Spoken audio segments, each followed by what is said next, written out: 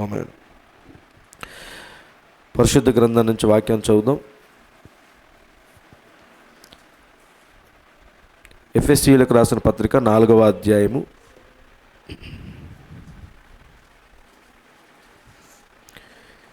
ఎఫెసీయులకు రాసిన పత్రిక 4వ అధ్యాయము 7 నుంచి 14 వచనాల వరకు మనం చదువుదాం.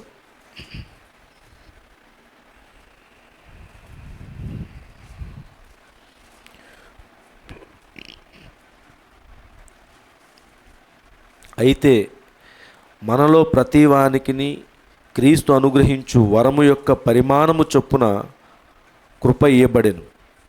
అందుచేత ఆయన ఆరోహణమైనప్పుడు చెరను చెరగా పట్టుకొని పోయి మనుషులకు ఈవులను అనుగ్రహించినని చెప్పబడి ఉన్నది. ఆరోహణం ఆయననగా ఆయన భూమి యొక్క క్రింది భాగములకు దిగిననియు అర్థమిచ్చుచున్నది కదా. దిగినవాడు తానే సమస్తమును నింపునట్లు ఆకాశ మండలములన్నిటికంటే మరి పైకి ఆరోహణమైన వాడై ఉన్నాడు. మనందరము విశ్వాస విషయంలోనూ దేవుని కుమారుని గూర్చిన జ్ఞాన విషయములలోనూ ఏకత్వం పొంది సంపూర్ణ పురుషుల మగు వరకు, అనగా క్రీస్తునకు కలిగిన సంపూర్ణతకు సమానమైన సంపూర్ణత గలవారమై వరకు ఆయన ఈలాగు నియమించెను. పరిశుద్ధులు సంపూర్ణులగునట్లు క్రీస్తు శరీరము క్షమాభివృద్ధి చెందుటకును పరిచర్య ధర్మము జరుగుటకును ఆయన కొందరిని అపోస్తులుగాను, కొందరిని ప్రవక్తలుగాను, కొందరిని సువార్తికులుగాను, కొందరిని కాపరులుగాను, ఉపదేశకులుగాను నియమించెను. అందువలన మనమిక మీదట పసిపిల్లలమై ఉండి మనుషుల మాయోపాయముల చేత వంచనతోనూ తప్పు మార్గమునకు కుయుక్తితోనూ గాలికి కొట్టుకొని పోవునట్లు కల్పింపబడిన ప్రతి ఉపదేశమునకు ఇటు అటు కొట్టుకొని పోవచ్చు అలల చేత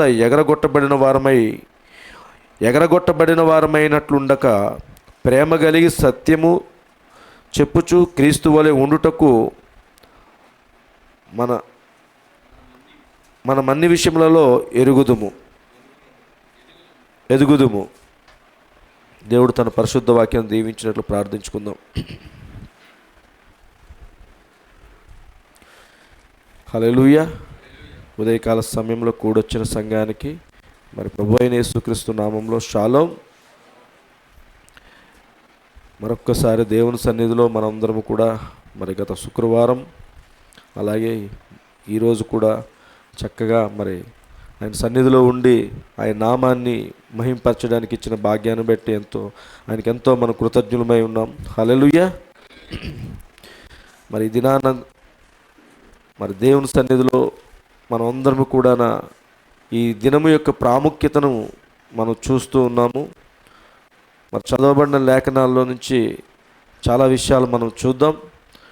మరి మనం నేరుగా వాక్యంలోకి వెళ్ళిపోదాం. మళ్ళా కొన్ని లేఖనాలు కూడా చూద్దాం.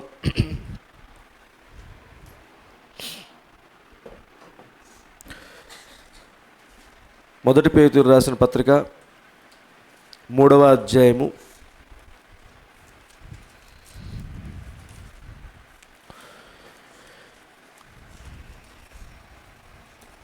18-19 వచనాలు చదువుదాం.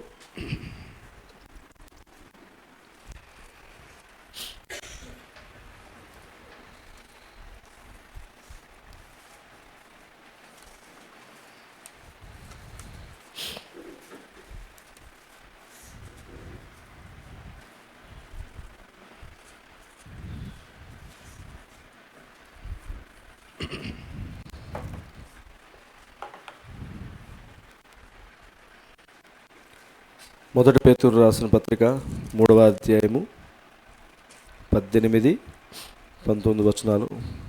అక్కడ అన్నీ కలిసిపోయి ఉన్నాయి, చూద్దాం. ఇది గత శుక్రవారం కూడా చదివినట్టుగా ఉంది. దేవుని చిత్తం అలాగున్న ఎడల కీడు చేసి శ్రమపడుట కంటే మేలు చేసి శ్రమపడుటయే బహు మంచిది. ఎలయనగా మనలను దేవుని యొద్దకు తెచ్చుటకు అనీతిమంతుల కొరకు నీతిమంతుడైన క్రీస్తు శరీరం విషయంలో చంపబడి ఆత్మ విషయంలో బ్రతికింపబడి పాపముల విషయంలో ఒక్కసారి శ్రమపడను. దేవుని దీర్ఘశాంతము ఇంకా కనిపెట్టుచుండినప్పుడు పూర్వము నోవాహు దినములలో ఓడ సిద్ధపరచుచుండగా అవిధేయులైన వారి యొద్దకు, అనగా చెరలో ఉన్న ఆత్మల యొద్దకు ఆయన ఆత్మరూపిగానే వెళ్ళి వారికి ప్రకటించాను. ఆ ఓడలో కొందరు, అనగా 8 మంది నీటి ద్వారా రక్షణ పొందిరి. చాలు, అక్కడికి చదువుదాం. తర్వాత ఇంకొక లేఖనం కూడా చదువుదాం. మత్తయి సువార్త 27వ అధ్యాయం. గత వారం మనం అది కూడా చదివాం, శుక్రవారం. మత్తయి సువార్త 27వ అధ్యాయము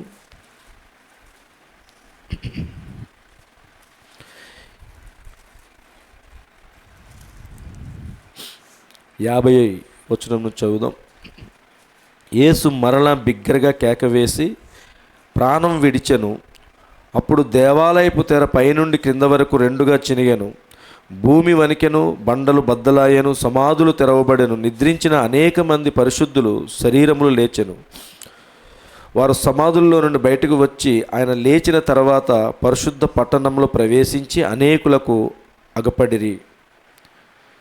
ఇవన్నీ ఎందుకు చదువుతున్నాము అంటే, ఇవన్నిటిని మనం కలిపి చూసినప్పుడు, గత వారం శుక్రవారం కూడా కొన్ని లేఖనాలు, మొదటి 3 లేఖనాలని ఒక ఆర్డర్లో కలిపి మనం చూసినప్పుడు ఒక క్రమాన్ని మనం చూసాము.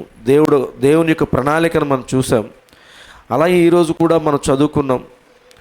పేతురు రాసిన పత్రిక, ఎఫెసీయులకు రాసిన పత్రిక, అలాగే ఇప్పుడు ఈ మత్తయి సువార్త, ఈ మూడింటిని మనం చూస్తూ ఉన్నప్పుడు ఇక్కడ మనం మరి బైబిల్ గ్రంథం మనకు తెలియజేస్తుంది ఏమిటి అంటే, కలువరి శిలువలో ఆయన మరణించిన తర్వాత జరుగుతున్న కార్యం ఏంటనేది మనం చూస్తున్నాం. హల్లెలూయా. అలాగే ఇంకొక లేఖనాన్ని కూడా మనం చూద్దాం. కీర్తనలు 16వ కీర్తన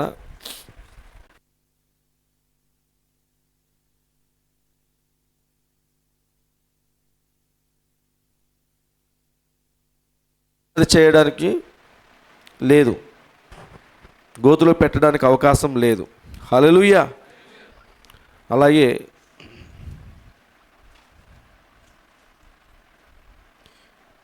జాగ్రత్త గమనిద్దాం. ఈరోజు నేను తీసుకుంటున్న అంశము మనం చాలాసార్లు విన్నదే అయినప్పటికీ దేవుడు ఈ ఈస్టర్ దినాన్న మనతో ఇంకొక కోణంలో మాట్లాడవచ్చు. మరి మనం ఆశపడి వచ్చినప్పుడు దేవుడు ఖచ్చితంగా మన యొక్క ఆశకు తగిన ఫలాన్ని ఆయన దయచేస్తాడు. హల్లెలూయా. ఈరోజు నేను తీసుకుంటున్న అంశము గుడ్ ఫ్రైడే నుండి ఈస్టర్ వరకు. ఇది ప్రవక్త పెట్టిన టైటిల్ కాదు. ప్రవక్త పెట్టిన టైటిల్స్లో నుంచి కొన్ని వర్తమానాల్లోంచి కొన్ని విషయాలు తీసుకొని దీనికి మనం ఒక టైటిల్ పెట్టుకొని చెప్పుకుంటున్నాం. గుడ్ ఫ్రైడే నుండి ఈస్టర్ వరకు అనే ఈ అంశాన్ని నేను మరి ఈరోజు ఉదయము సాయంకాలం కూడా ఇదే తీసుకుంటున్నాను. 2 కూటాలు ఉన్నాయి కాబట్టి ఇది సమృద్ధిగా మనం చక్కగా చెప్పుకోవచ్చు. గబగబా పరిగెట్టుకుంటూ వేగంగా వెళ్ళే కాకుండా నిదానంగా వెళ్ళి చాలా విషయాలు మనం చూడాలి. ఇది కథలు కాదు. మనం చదువుతున్నటువంటి ఈ గ్రంథము ఇది కథల పుస్తకం కాదు. చిన్నపిల్లలకి ఏదో స్టోరీలు చెప్పుకోవడానికి ఇందులో ఏదైనా మంచి దావీదు గొలియత్ స్టోరీ, లేదా సండే స్కూల్ పిల్లలకి 5 రొట్టెలు 2 చేపలు చక్కని స్టోరీలు ఇలాంటివి చెప్పుకునేది కాదండి. ఇది మన విమోచన గ్రంథం. హల్లెలూయా. ఒక మనిషి పాపంలో కూరిపోయినటువంటి ఒక మనిషిని నిత్య జీవానికి నడిపించే గ్రంథం అన్నమాట ఇది. అలాంటి గ్రంథాన్ని మనం ఏదో పిల్లల కోసం స్టోరీలు చెప్పే గ్రంథంగా మార్చుకొని చెప్పేసింది కాదు. ఇది ఖచ్చితంగా ఈ గ్రంథంలో దాగి ఉన్న ప్రతీది కూడా నిత్య జీవం. ప్రతి మాట కూడా నిత్య జీవమై ఉన్నది. హల్లెలూయా.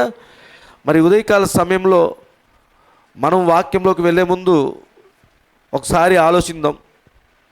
యేసు ప్రభువారు ఆయన కలువరి శిలువలో మరణించారు. శుక్రవారం సుమారుగా రమారమిగా 3 గంటలకి ఆయన మరణించాడు. హల్లెలూయా. ఆయన 3 గంటలకి మరణించినప్పుడు చూడండి, ఆయన శుక్రవారం మరణించి ఆదివారము ఇదే రోజున తిరిగి లేచాడు. అంతే కదండి. మరి మనకు తెలుసు ఆ సమయాలన్నీ కూడా మనకు తెలుసు. ఈ దేవాలయాన్ని పడగట్టండి, తిరిగి లేపుతానని అన్నాడు ఆయన.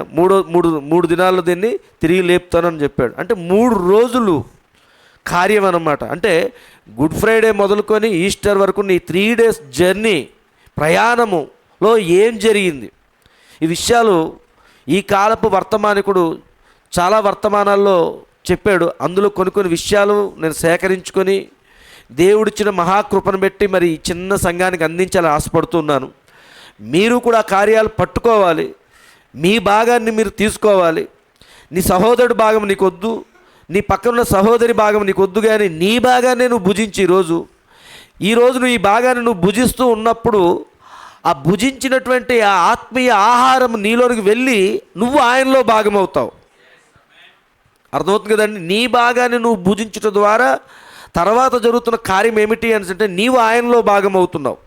నువ్వు పక్కవాని యొక్క భాగమును భుజించవద్దు, దాని గురించి నువ్వు ఆలోచించాల్సిన పని లేదు. ఓకే, ఈ మాట ఆ బ్రదర్కి సరిగ్గా సరిపోయింది, అమ్మయ్యా, ఓకే ఈ సిస్టర్ గారికి ఈ మాట కరెక్ట్గా సరిపోయింది. ఇదంతా ఏమిటి అని అంటే నువ్వు పక్కన్న వాడి యొక్క భోజనాన్ని భుజిస్తూ ఉన్నావు.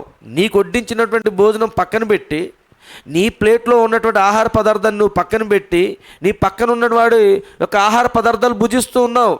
అలాంటి కార్యము కాదు. కానీ ఈరోజు నువ్వు తెలుసుకోవాల్సిన భాగం ఏమిటి అంటే నీ భాగమునే నువ్వు భుజించాలి. హల్లెలూయా. కాబట్టి ఉదయకాల సమయంలో మనము గుడ్ ఫ్రైడే మొదలుకొని ఈస్టర్ వరకు జరుగుతున్నటువంటి కార్యాలన్నింటినీ కూడా మన ఆత్మీయ నేత్రాలను తెరిచి చూసినట్లయితే మనం ఎక్కడున్నాం అనేది కూడా మనం చూడాలి. హల్లెలూయా. మరి నేను మీకు ఇస్తున్న క్లూ కూడా ఏమిటి అంటే ఆయన అక్కడ 3 గంటలకి శుక్రవారం మధ్యాహ్నం 3 గంటలకి ఆయన అక్కడ మరణించినప్పుడు 3 గంటల నుంచి మరణించిన ఆ క్షణమును మొదలుకొని ఆయన ఆదివారము తెల్లవారుతుండగా ఆ మగ్దలేని మరియా ఇంకా కొంతమంది స్త్రీలు ఇలా సమాధి దగ్గరికి వెళ్ళి చూసినప్పుడు అక్కడ ఖాళీ సమాధి కనబడింది. అంటే దానికంటే ముందే ఏమయ్యాడు? పునరుద్ధానుడయ్యాడు. అంతే కదండి? ఈ కార్యాలు అనగా ఇప్పుడు మనం తెలుసుకోవాల్సి ఈ మధ్య సమయం, ఈ కాలము నేను ఎలా తీసుకుంటున్నాను అంటే 63 దగ్గర నుంచి ఇదిగో మనం ఇప్పుడు ఈ జర్నీ అంతా కూడానండి, ఇది కూడానా ఆయన అక్కడ కలువరి శిలువలో చనిపోయింది మొదలుకొని ఎత్తబడే అంతవరకు, ఆ మొదటి గుంపు ప్రజలందరూ ఎత్తబడే అంతవరకు జరుగుతున్న ఈ కార్యాలు, ఈ ఈవెంట్స్ అన్నిటినీ కలిపి ఈరోజు మనం ఎలా తీసుకుంటున్నాము? 63వ సంవత్సరం మొదలుకొని, అంటే ముద్రలు తెరవబడినప్పటి నుంచి మొదలుకొని కలువరి శిలువలో ఆయన మరణించింది అక్కడే. నేను చెప్తున్నాను, 63లో నేరారోపణ వర్తమానాన్ని బోధించాడు. మీకు గుర్తుందో లేదో? అక్కడ ఆయన చెప్తున్న మాట, మరలా క్రీస్తుని అనగా వాక్య రూపంలో ఉన్న క్రీస్తుని మీరు సిలువ వేశారు అన్నాడు ఆయన. అంతేనండి? సిలువ వేసిన ఆయన్ని సమాధి చేశారు, సమాధిలో ఉన్నాడు. అక్కడ కూడా 63లో బోధించిన వర్తమానాలు ఒక లైన్ చెప్తున్నాను నేను. 63లోని ఆయన నేరారోపణ వర్తమానం ద్వారా వాక్యాన్ని సిలువ వేశారు. సిలువ వేసినటువంటి ఆయన్ని ఇప్పుడు చెరలోనున్న ఆత్మలు, అదే 63లోనే బోధించాడు ఆయన. దాని తర్వాతే బోధించాడు. ఇప్పుడు చెరలోనున్న ఆత్మలు, సిలువ వేయబడ్డాడు, చెరలోనికి వెళ్ళాడు. ఆ తర్వాత ఇయర్ ఎండింగ్ వచ్చింది, 63 ముగింపు దగ్గరలోకి వచ్చింది. పునర్ధానమును జీవమును నేనే అని బోధించాడు ఆయన. ఏం జరిగింది అక్కడ? సిలువ వేయబడ్డాడు, సమాధిలోకి వెళ్ళాడు, పాతాళంలోకి వెళ్ళాడు, తర్వాత ఆయన మరలా తిరిగి లేపబడ్డాడు. అంతే కదండి? ఈ కార్యాలన్నీ జరుగుతున్నాయి. కాబట్టి నేను ఎందుకు ఈ విషయాలు చెప్తున్నాను అంటే 63వ సంవత్సరం నుంచి ఈ మధ్యకాలంలో జరుగుతున్న ఈ 2026వ సంవత్సరం వరకు ఉన్నటువంటి కార్యాలన్నీ కూడా సిలువలో ఆయన మరణించింది మొదలుకొని ఆయన ఎత్తబడేంత వరకు, అక్కడ సమాధులు తెరవబడి ఆ సమూహంతో కలిసి ఆయన ఎత్తబడేంత వరకు జరుగుతున్న కార్యాలని ఈరోజు మనం తీసుకుంటున్నాం. అక్కడ ఈ 63 నుంచి ఇప్పుడు వరకు ఉన్న కార్యాలు ఎత్తబడేంత వరకు కూడా. అందుకోసం కొద్ది జాగ్రత్తగా విందాం. మరి ప్రియమైన సంగమా, యేసు ప్రభు వారి యొక్క శరీరము కలువరి శిలువలో ఆయన మరణించిన వెంటనే ఆయన శరీరాన్ని మరి అరిమతయ అనే సీమోను, క్షమించండి, యోసేపు అనే అతను ఆ శరీరాన్ని తీసుకుని, అతను ధనవంతుడు, అతని కోసం ఒక సమాధిని సిద్ధం చేసుకున్నాడు. ఎప్పుడైనా నేను చనిపోయినప్పుడు ఆ సమాధిలో నన్ను పాతి పెడతారనేసి. కానీ యేసుక్రీస్తు యొక్క శరీరాన్ని ఆయన తీసుకుని ఏం చేశాడు అంటే ఆ సమాధిలో పెట్టాడు. అంతకు మునుపు ఆ యొక్క సమాధిలో ఎవరూ లేరు. కాబట్టి ఆ గొప్ప సమాధిలో ఆయన పెట్టబడిన తర్వాత ఆయన శరీరము సమాధిలోనే ఉంది. ఇప్పుడు సమాధిలో ఉంది, కానీ ఆయన ప్రాణము ఇప్పుడు ఎక్కడ ఉంది అంటే ఇంకొక శరీరంలో ప్రవేశించింది. కలువరి శిలువలో ఆయన ప్రాణము విడిచిపెట్టింది, ఆయన ఆత్మ ఏమైంది? తండ్రి దగ్గరికి వెళ్ళిపోయింది. యేసుక్రీస్తు వారి యొక్క ఆత్మ తండ్రి దగ్గరికి వెళ్ళింది, కానీ ప్రాణాత్మ, అంతరాత్మ చెప్తున్నాను కదండి, ఎప్పుడు కూడా అది ఎక్కడికి వెళ్ళిందంటే ఇంకొక శరీరంలోకి వెళ్ళింది. ఆ ఇంకొక శరీరం ఏమిటి అంటే వాక్య శరీరము, థియోఫనీ. ఆ థియోఫనీ ద్వారానే పాత నిబంధన కాలంలోని ప్రవక్తలకు ఆయా సమయంలో ఆయన సంధించాడు. ఇప్పుడు ఆ థియోఫన్లోనికి ప్రాణాత్మ వెళ్ళింది. ఇప్పుడు ఆ శరీరం ధరించుకుంది. ఆ శరీరాన్ని, ఆ వాక్య శరీరం లేదా ఆ థియోఫన్ నుండి ఆయన ఇప్పుడు ఎక్కడికి వెళ్ళాడు? పాతాళంలోకి వెళ్ళాడు. ఆ కార్యాలన్నీ అక్కడ జరుగుతున్న ఈవెంట్స్ చాలా మనం చూసాం చాలాసార్లు. నాకు గుర్తుంది, పోయిన సంవత్సరం మరి ఇలాంటి ఈస్టర్కో లేదా గుడ్ ఫ్రైడేకో మరి నేను బోధించాను ఆ పాతాళంలో జరుగుతున్న కార్యాలన్నీ ఏమై ఉన్నవని. హల్లెలూయా. అయితే ఇక్కడ మనము గమనించాల్సిన విషయం ఏమిటి అంటే, ఒక శరీరము, ఒక వ్యక్తి చనిపోయినప్పుడు, ఆ వ్యక్తి యొక్క శరీరము సమాధి చేయబడినప్పుడు ఆ శరీరము మరి సుమారుగా మెడికల్ సైన్స్ చెప్తున్న దాని ప్రకారంగా 72 గంటల్లో అది కుళ్ళిపోతుంది. ఆ విషయం మనందరికీ తెలుసు. 72 గంటలు అయిన వెంటనే ఇంకా శరీరము మెల్లమెల్లగా కుళ్ళిపోతూ అక్కడ ఉన్నటువంటి శరీర భాగాల్లో మొట్టమొదటిగా ఆ మట్టిలోనికి కలిసిపోయే భాగం ఏదంటే మానవుని యొక్క ముక్కు అయి ఉందంట. కాబట్టి ఏమవుతుంది, 3 రోజుల వరకు శరీరం కొద్ది బాగానే ఉంటుంది. ఇంకా 3వ రోజు అయిపోయిన వెంటనే 4వ రోజులోకి వెళ్ళేసరికి 3కి 4కి మధ్యలోనే శరీరం ఏమవుతుంది, మెల్లమెల్లగా కుళ్ళిపోవడం మొదలు పడుతుంది. అది ఎలా ఉంటుందో మనం ఊహించండి. మనకు ఒక కుక్క చనిపోయినా, ఒక ఏదైనా జంతువు ఏదైనా చనిపోయినప్పుడు అది ఎవరు పట్టించుకోకుండా అలాగే ఉండిపోయింది అనుకోండి, ఒక 2-3 రోజుల తర్వాత, ఒక 4 రోజుల తర్వాత దాని వైపు చూడడానికి కూడా మనం సాహసించలేం. చాలా భయంకరంగా కనబడుతూ ఉంటుంది. అవన్నీ పురుగులు పట్టేసి ఉంటాయి. శరీరం అంతా కూడా పురుగులు కదులుతూ ఉంటాయి. శరీర భాగాలు కనబడవు, మాంసం కనబడదు. కొంత మాంసం ఉంటుంది, కొంత ఖాళీ స్థలాలు కనబడుతూ ఉంటాయి. చూసారండి, బాడీలోని ఎముకల గూళ్ళన్నీ కనబడుతుంటాయి. ఒక పక్క రక్తము ఉండదు, డ్రై అయిపోయి ఉంటుంది. ఒక పక్క మాంసము కొంచెం కనబడుతూ ఉంటుంది. ఇవన్నీ ఎప్పుడు ఏ దరిదాపుల్లో జరుగుతుంది? 3వ దినం నుంచి 4వ దినం మధ్యలో ఇవన్నీ జరిగిపోతుంటాయి. అలా కొద్ది రోజులు గడిచేసరికి ఆ శరీరంలో ఉన్న మాంసం అంతా కంప్లీట్గా ఏమైపోతుంది? మట్టిలో కలిసిపోతుంది. కానీ ప్రియమైన సంఘం, మట్టిలో కలిసిపోవడం అంటే మట్టిలో ఎలా కలిసిపోతుంది? పురుగులు తినేస్తున్నాయి. కాబట్టి 4వ దినాన్న చనిపోయినటువంటి లాజర్ దగ్గరికి వెళ్ళాడు యేసుప్రభు వారు. అప్పటికే తన శరీరము కుళ్ళు పట్టి వాసన వస్తుందని లేఖనం సెలవిస్తుంది. ఆయన చనిపోయిన మొదటి రోజునే ఆయనకు వార్త వచ్చింది. యేసుప్రభు వారికి తెలుసు, లాజర్ చనిపోయిన మొదటి రోజున ఆయనకి తన స్నేహితుడు చనిపోయాడు అని. చనిపోయాడని వెంటనే యేసుప్రభు వారు పరిగెట్టాలి. అయ్యో, నా స్నేహితుడు చనిపోయాడు, ఆయన నేను పరామర్శించాలి లేదా చూడాలి అని చెప్పి. ఎందుకంటే యేసుప్రభు వారికి ఆయన అత్యంత ప్రియమైన స్నేహితుడు లాజరు. వారింటికి ఎప్పుడు వెళ్ళినా సరే కానీ, ఆ గ్రామానికి ఎప్పుడైనా దర్శించినా కానీ మొట్టమొదటిగా వాళ్ళు వెళ్ళేది ఎక్కడికి వెళ్తారో యేసుప్రభు వారు అంటే మార్తా మరియ వాళ్ళ యొక్క గృహానికే. హల్లెలూయా. ఆ వాళ్ళ గృహానికి వెళ్తాడు, అక్కడే కూర్చుంటాడు, అక్కడే అన్నీ మాట్లాడి మంచి చెడ్డ అన్ని విషయాలు చర్చించుకొని మరలా ఎక్కడికైనా సువార్త కూటాలు ఉంటే అక్కడికి వెళ్ళేవారు యేసుప్రభు వారు. అంత గొప్ప రిలేషన్ ఉంది. అందుకోసమే లాజర్ చనిపోయినప్పుడు సమాధి దగ్గరికి వెళ్ళినప్పుడు యేసుప్రభు వారు కూడా ఏడ్చారు. ఆయన కూడా ఏడ్చారు. ఆయన కళ్ళంట నీళ్ళు వచ్చాయి. అక్కడ కూడా మనకి వస్తున్నటువంటి కన్నీరే వచ్చింది ఆయనకు కూడా.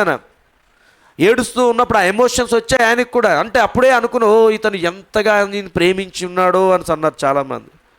కాబట్టి ప్రియమైన సంగమా, ఆయన ఆ యొక్క లాజర్ చనిపోయిన మొదటి దినాన్నే యేసుప్రభు వారికి ఆ వార్త తెలిసినప్పుడు వెంటనే వెళ్ళాలి. కానీ ఆయన అక్కడ చెప్తున్నాడు, ఇది దేవుని కోసమే జరుగుతుంది, ఈ కార్యము దేవుని కొరకే జరుగుతున్న కార్యమై ఉన్నది అన్నాడు ఆయన. కాబట్టి వార్త వచ్చిన వెంటనే వెళ్ళలేదు. కానీ ఇప్పుడు మన సమయం ఆసన్నమైంది, మనం వెళ్ళవలసిన సమయం వచ్చింది. మన యొక్క సహోదరుడు లాజరు అక్కడ నిద్రిస్తూ ఉన్నాడు అని చెప్పి బయలుదేరారు, వెళ్ళారు. సమాధి దగ్గరికి వచ్చేసరికి 4వ రోజుకి వచ్చారు వీళ్ళు. కనీసం 3వ రోజు అయినా కాదండి, 4 రోజుల తర్వాత 3 రోజులు ముగించబడి 4వ రోజు వచ్చింది. అప్పుడు వెళ్ళారు. అక్కడికి వెళ్ళేసరికి అక్కడ చూసేసరికి పరిస్థితి ఎలా ఉంది, శరీరం అంతా కూడా ఊహించుకోండి ఒకసారి. 4 రోజుల పొజిషన్లోని బాడీ ఎలా ఉంటుందో, ఇంత చక్కగా కనబడుతుంది, శరీరంలో ఉండదు. 4 రోజులు అయ్యేసరికి ఇందులో సగానికి మాంసమే ఉండదు, ఇవన్నీ కనబడవు, బాడీ ఏమీ ఉండదు, అలాగే ఉన్నాడు. ఆ ప్రేతాత్మ ఆ యొక్క ఆ గుడ్డల చేత చుట్టబడి ఉన్నాయి, లోపల శరీరం అంతా కూడా తినివేసబడి ఉంది. అలా ఉంది. ఎందుకు అని ఈ విషయం చెప్తున్నాను, యేసు ప్రభు వారు సమాధిలోకి వెళ్ళారు శుక్రవారం మధ్యాహ్నం 3 గంటలకి. 3 గంటల నుంచి సుమారు సాయంత్రం 5 గంటల లోపు ఆయన శరీరం సమాధిలోకి వెళ్ళింది.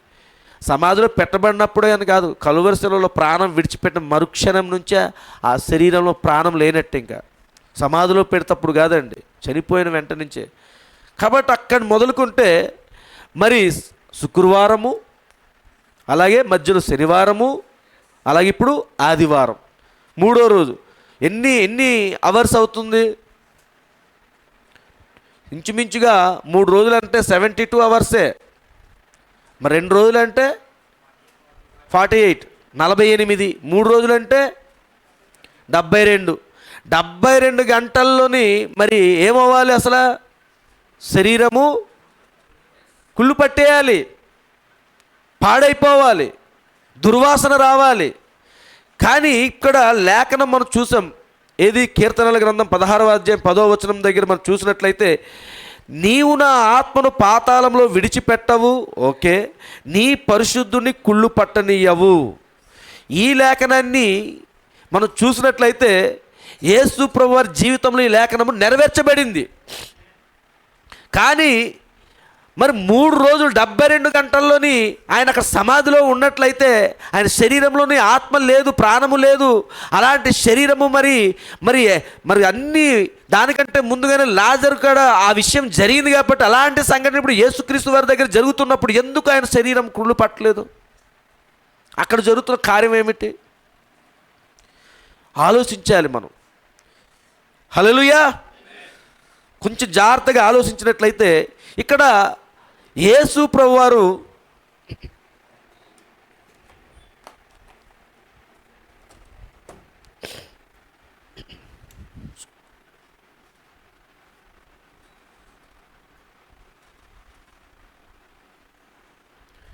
మనకి కొంచెం గడియారం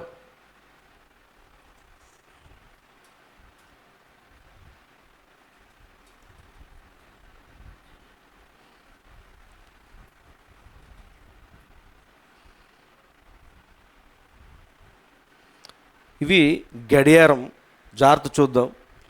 యేసు ప్రభు వారు 3 గంటల సమయంలో మరణించారు, అంతే కదండి. మధ్యాహ్నము 3 గంటల సమయంలో చనిపోయారు ఆయన. ఇప్పుడు ఈ 3 గంటల నుంచి లెక్కేద్దాం, ఎన్ని గంటలు వస్తుందో చూద్దాం. ఆ 3 గంటల నుంచి మనం లెక్క పెడితే ఎన్ని గంటలు వస్తుందో ఒకసారి చెక్ చేద్దాం.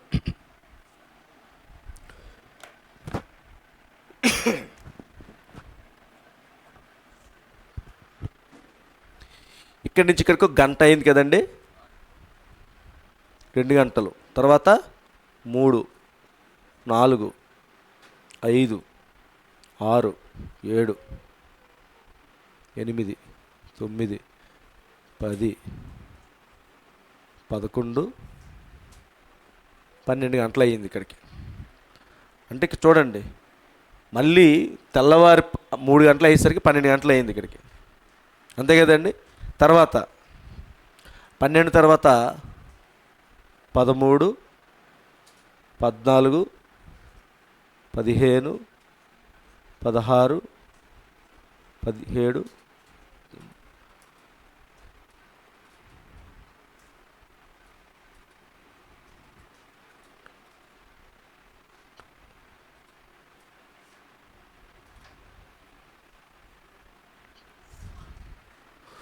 ఇప్పుడు ఎంత అయిందండి? ఏ రోజు వచ్చింది ఇక్కడికి? శనివారము. గుర్తెట్టుకోండి జాగ్రత్తగా. తర్వాత 24, తర్వాత 25, 26,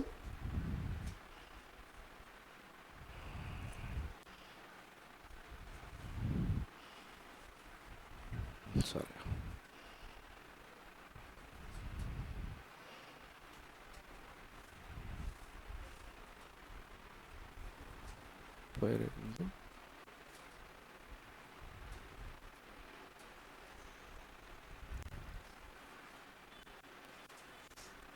లేదు. ఎందుకు? ఈ సమయం వచ్చేసరికి ఆదివారం వస్తుంది, అంతే కదండి.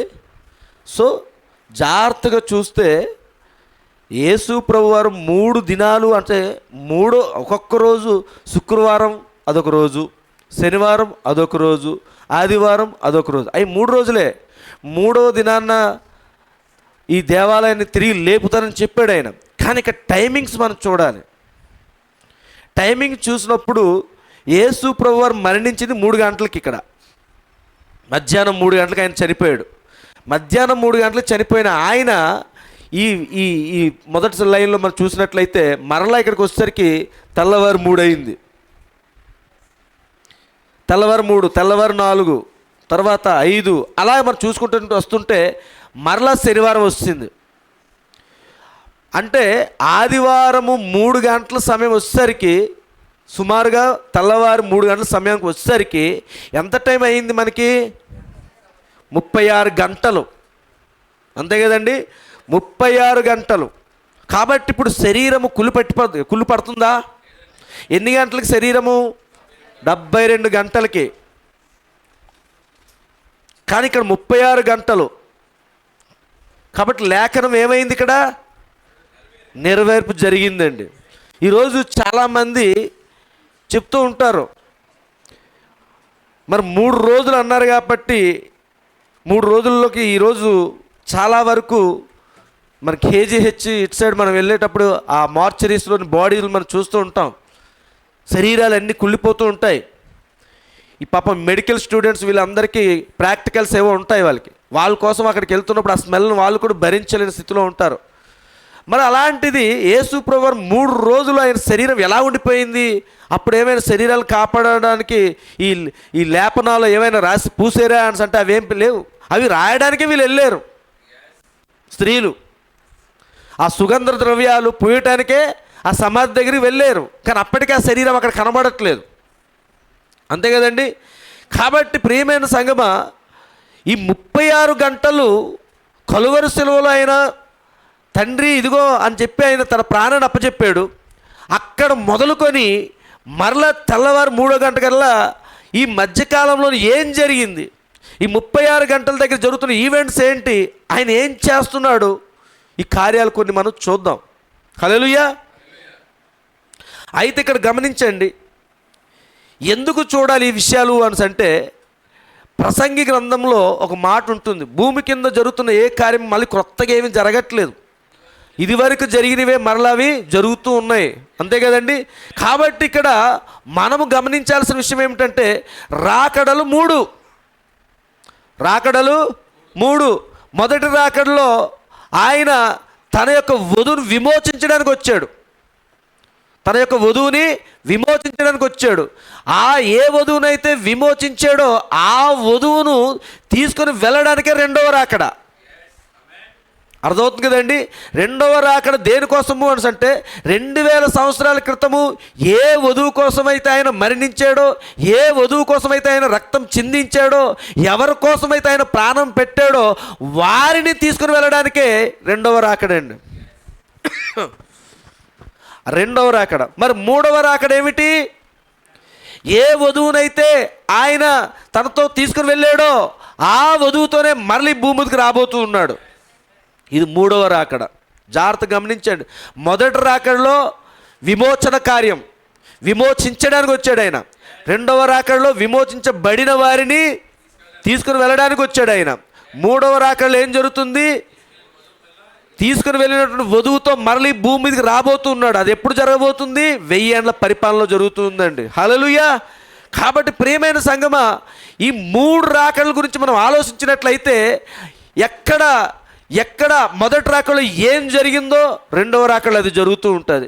2వ రాకడలో ఏం జరిగిందో 3వ రాకడలో అదే జరుగుతుంది. నువ్వు ఏదైనా మనకు సంబంధించిన, మనం ఏ రాకడలో ఉన్నాం ఇప్పుడు?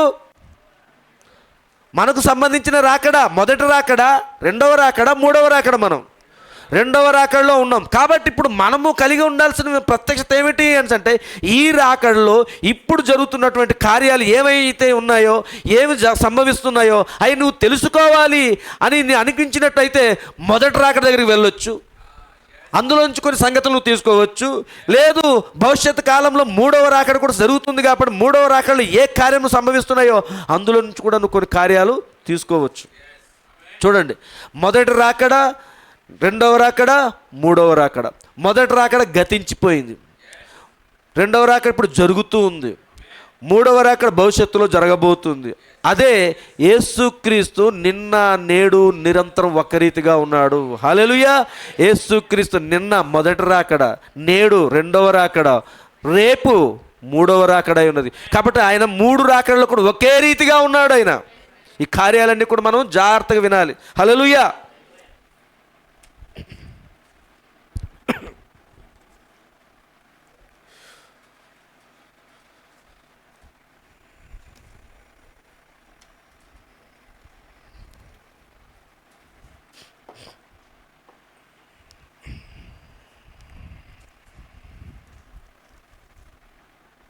ఎప్పుడు కూడా ఏం జరుగుతుందో అనేది మనం చూసినట్లయితే మొదటి రాకడికి అనేకమైన ఛాయారూపకాలు పాత నిబంధనలు కనబడుతూ ఉంటాయి. అలాగే అనేకమైన ఛాయారూపకాలు రెండవ రాకడ సంబంధించిన కూడా పాత నిబంధనలు మనం చూస్తూనే ఉన్నాం. హల్లెలూయా. ఎన్నో కార్యాలు అవన్నీ చూస్తూ ఉన్నప్పుడు ఆ సంఘటనలు మరలా ఇక్కడ నిజస్వరూపంలో జరుగుతూ ఉన్నాయి. ఇక్కడ జరుగుతున్న ఈ ఈవెంట్ని తీసుకొని వెళ్ళి నువ్వు పాత నిబంధనలు ఎక్కడో దగ్గర నువ్వు చూసినప్పుడు ఖచ్చితంగా అక్కడ సరిపోల్చబడుతూ ఉంటాయి. కానీ ఈరోజు చాలామందికి తెలియని విషయం ఏమిటంటే లేఖనాలను ఎక్కడి నుంచి ఎక్కడ పెట్టాలో తెలియట్లేదు. ఇందాక మనం చదువుకున్నామండి ఆ లేఖనాలు. ఇప్పుడు ఏది కీర్తనల గ్రంథం 16వ అధ్యాయం 10వ వచనం చూసాం. అలాగే కీర్తనలు 22వ అధ్యాయం చూడండి. అలాగే యెషయా గ్రంథం 53వ అధ్యాయం చూడండి. ఇలా చాలా వరకు మనం చూసినట్లయితే ఇప్పటికీ యూదులు ఇప్పటికి వాళ్ళు ధర్మశాస్త్రం పఠిస్తూనే ఉన్నారు. ఇప్పుడు కూడా వాళ్ళు ప్రతిరోజు ఆ ధర్మశాస్త్రాన్ని ఉపదేశిస్తూ ఉన్నారు, చూస్తున్నారు. కానీ లేఖనాలు ఏ లేఖనం ఎక్కడ నెరవేర్చబడుతుంది, ఏ లేఖనం ఎక్కడ పెట్టాలి ఇప్పటికి వాళ్ళకి అర్థం కాలేదు. యాజకుడు ఇంకను ఆ 22వ కీర్తన పాడుకుంటూ ఆ సమాజ మందిరంలో నిలబడి ఆ 22వ కీర్తన పాడుతూ చెప్తున్నాడు, నా దేవా నా దేవా అని నన్ను ఎలా విడిచితివి అని చెప్పి ఆయన పాడుతూనే ఉన్నాడు. కానీ అది అక్కడ లేఖనం నెరవేర్చబడుతుంది. ఆ కలువరి సిలువలో ఆ లేఖనం అక్కడ నెరవేర్చబడుతూ ఉంది. ఇవన్నీ వాళ్ళు తెలియట్లేదు. ఆయన అక్కడ ఇప్పుడు 16వ అధ్యాయం 10వ వచనం లేఖనం ప్రకారంగా ఆయన శరీరం కుళ్ళు పట్టనివ్వకుండా చేసాడనే కార్యం అక్కడ నెరవేర్చబడుతుందన్న సంగతి వారికి తెలియట్లేదు. ఆయన పాదములకు శీలలు వేయబడున్న లేఖనం నెరవేర్చబడుతుందన్న సంగతి వారికి తెలియట్లేదు. ఆయనకి చేదును చిరకాగా ఇస్తారన్న సంగతి వారికి తెలియట్లేదు. ఇవన్నీ కూడా వాళ్ళ కళ్ళ ముందునే లేఖనాలు నెరవేర్పే కానీ వాళ్ళు గ్రహించలేని స్థితిలో ఉన్నారు. ఎక్కడ జరుగుతుంది ఈ ఈవెంట్ అంతా? మొదటి రాకడలోనా? మొదటి రాకడేనండి. మరి మొదటి రాకడలో జరుగుతూ ఉన్నట్లయితే మరి రెండవ రాకడ సంగతి ఏమిటి? రెండవ రాకడ సంగతి ఏమిటి? కన్యక గర్భవతి కుమారుని కనును అని అన్న లేఖనం అక్కడ జరుగుతూ ఉన్నప్పుడు వాళ్ళ కళ్ళ ముందే ఒక కన్యక గర్భం ధరించింది. కానీ ఇంకా ఏమంటున్నారు? వివాహము కాక మునుపే అక్రమ సంబంధము అక్రమమైన మార్గంలోని ఆ యొక్క కుమారుని కన్నదనే అలాంటి నింద వేశారు తప్ప అక్కడ ఒక యెషయా ప్రవక్త ద్వారా ప్రవచించబడినటువంటి ప్రవచనం అక్కడ నెరవేర్పు జరుగుతుందన్న సంగతి గ్రహించారా? గ్రహించలేరు. మరి రెండవ రాకడ పరిస్థితి ఏమిటి? ఈ రాకడలోని కూడా ఆయన లేఖనానుసారమైనటువంటి రాకడగానే ఆయన వచ్చాడు. లేఖనానుసారంగానే ఆయన గురించి ఏవైతే రాయబడిందో అవన్నీ నెరవేర్చుకుంటూ చేస్తూనే ఉన్నాడు. అవే కార్యాలు జరుగుతున్నాయి. రెండవ రాకడ సమయంలో ఇదిగో ఇలా జరుగుతుంది, ఈ కార్యాలు ఇలా ఉంటాయి, నమ్మిన వారి వల్ల ఈ కార్యములు జరుగును. ఇవన్నీ కూడా జరుగుతున్నప్పుడు కూడా వాళ్ళ కళ్ళ ముందు లేఖనాలు నెరవేర్చబడుతున్నా ఇంకను చాలామంది ఏమన్నారు అంటే మొదటి రాకడలో ఎలాగైతే వాళ్ళు ఉన్నారో అలాగే ఉన్నారు. అదే జరుగుతుందండి. హల్లెలూయా.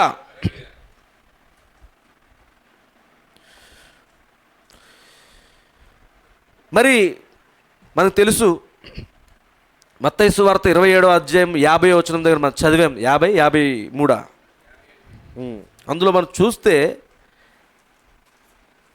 ఆ కార్యాన్ని మనం ఒకసారి పరిశీలన చేద్దామండి.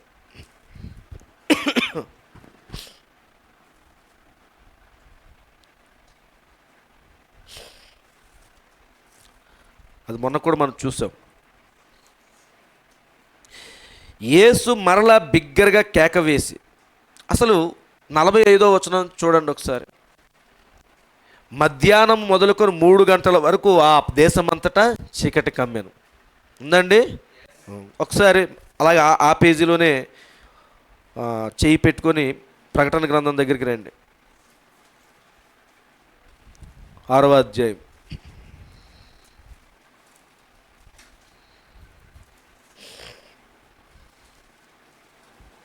ఆరవ అధ్యాయము 12వ వచనం.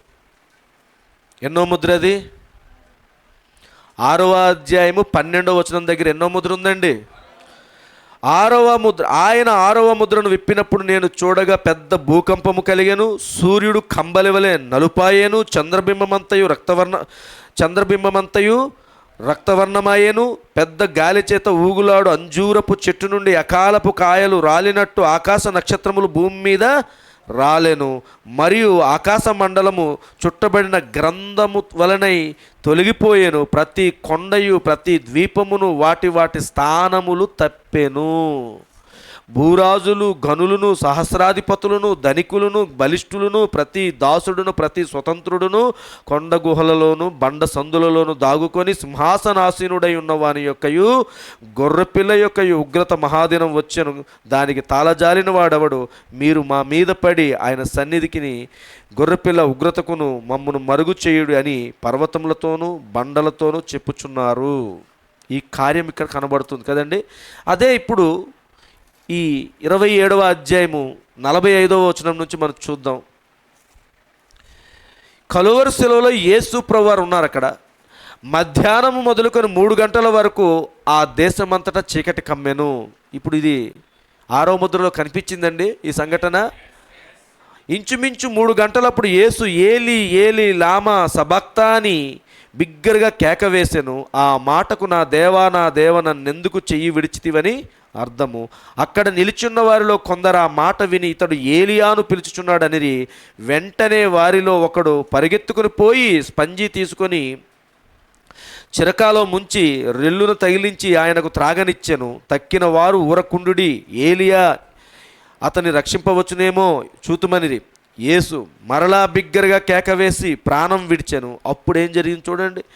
దేవాలయపు తెర పైనుండి కింద వరకు 2గా చినిగెను. భూమి వణికెను. బండలు బద్దలాయెను. సమాధులు తెరవబడెను. నిద్రించిన అనేక మంది పరిశుద్ధుల శరీరములు లేచెను.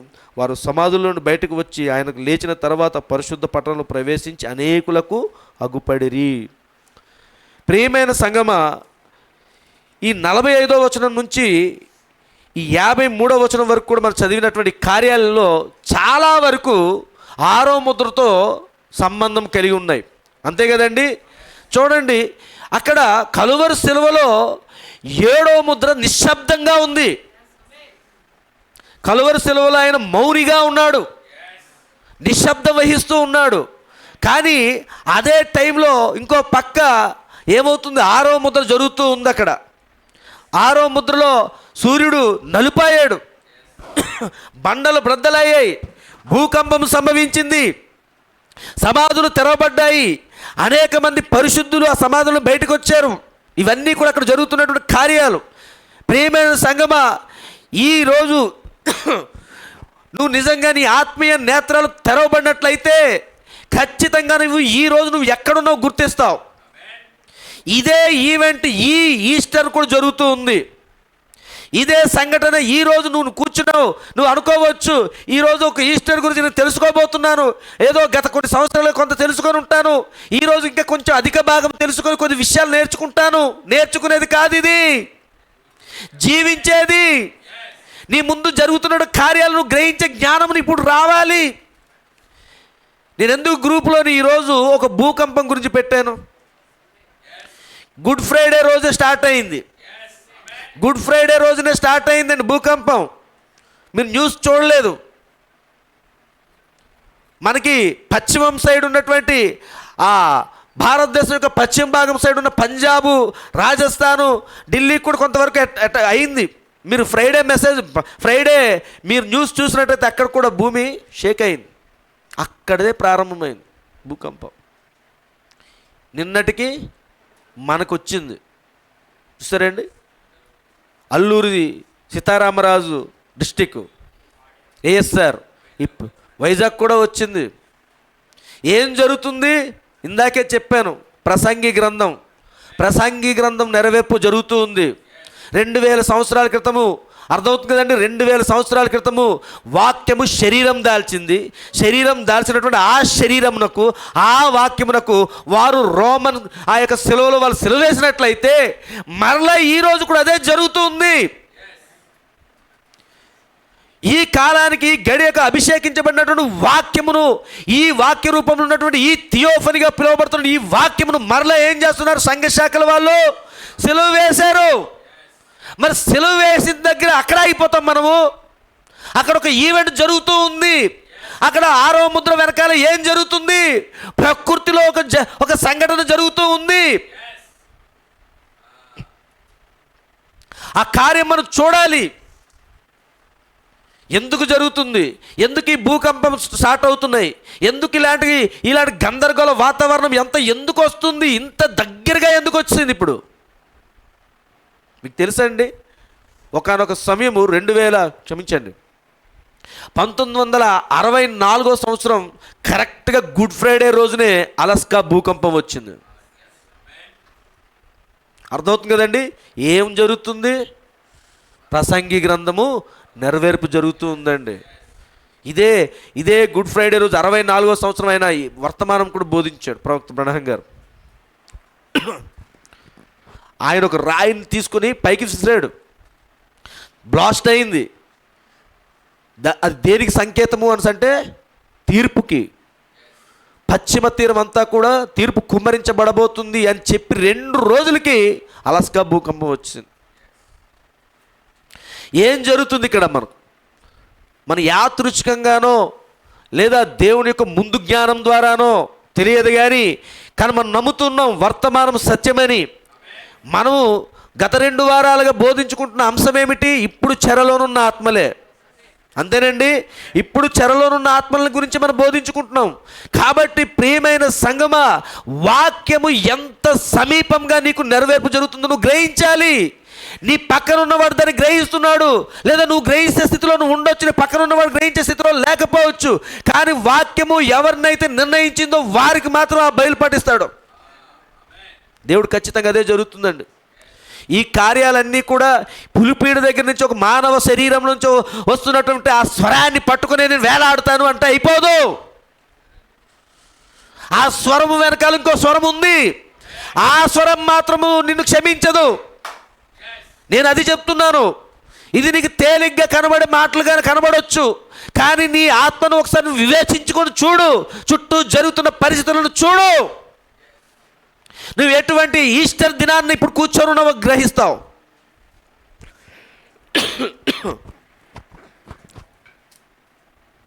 చూడండి, అక్కడ 6వ ముద్ర జరుగుతూ ఉంది. కలువరి శిలువలో ఆయన ప్రాణం విడుస్తున్న సమయంలోని అక్కడ భూకంపం సంభవించింది. అక్కడ సూర్యుడు నలుపాయాడు, పర్వతములు బ్రద్దలవుతూ ఉన్నాయి, బండలు బ్రద్దలవుతూ ఉన్నాయి.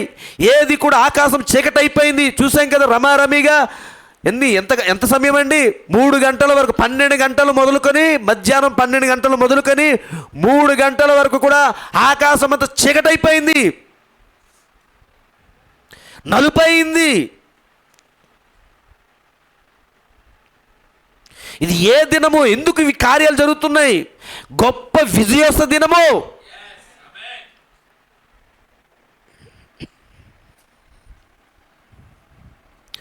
మొదటి రాకడలో జరుగుతున్న కార్యము, మొదటి రాకడలో జరుగుతున్న కార్యమే 2వ రాకడలో కూడా జరుగుతుంది. అదే మనం గుర్తించాలి. మొదటి రాకడలో ఏ కార్యములు అయితే సంభవిస్తున్నాయో 2వ రాకడలో కూడా ఇప్పుడు అదే జరుగుతూ ఉందండి. నేను ఎప్పుడు చెప్తుంటాను, రాకడ అనేది ఒక్కరోజు ఈవెంట్ కాదు.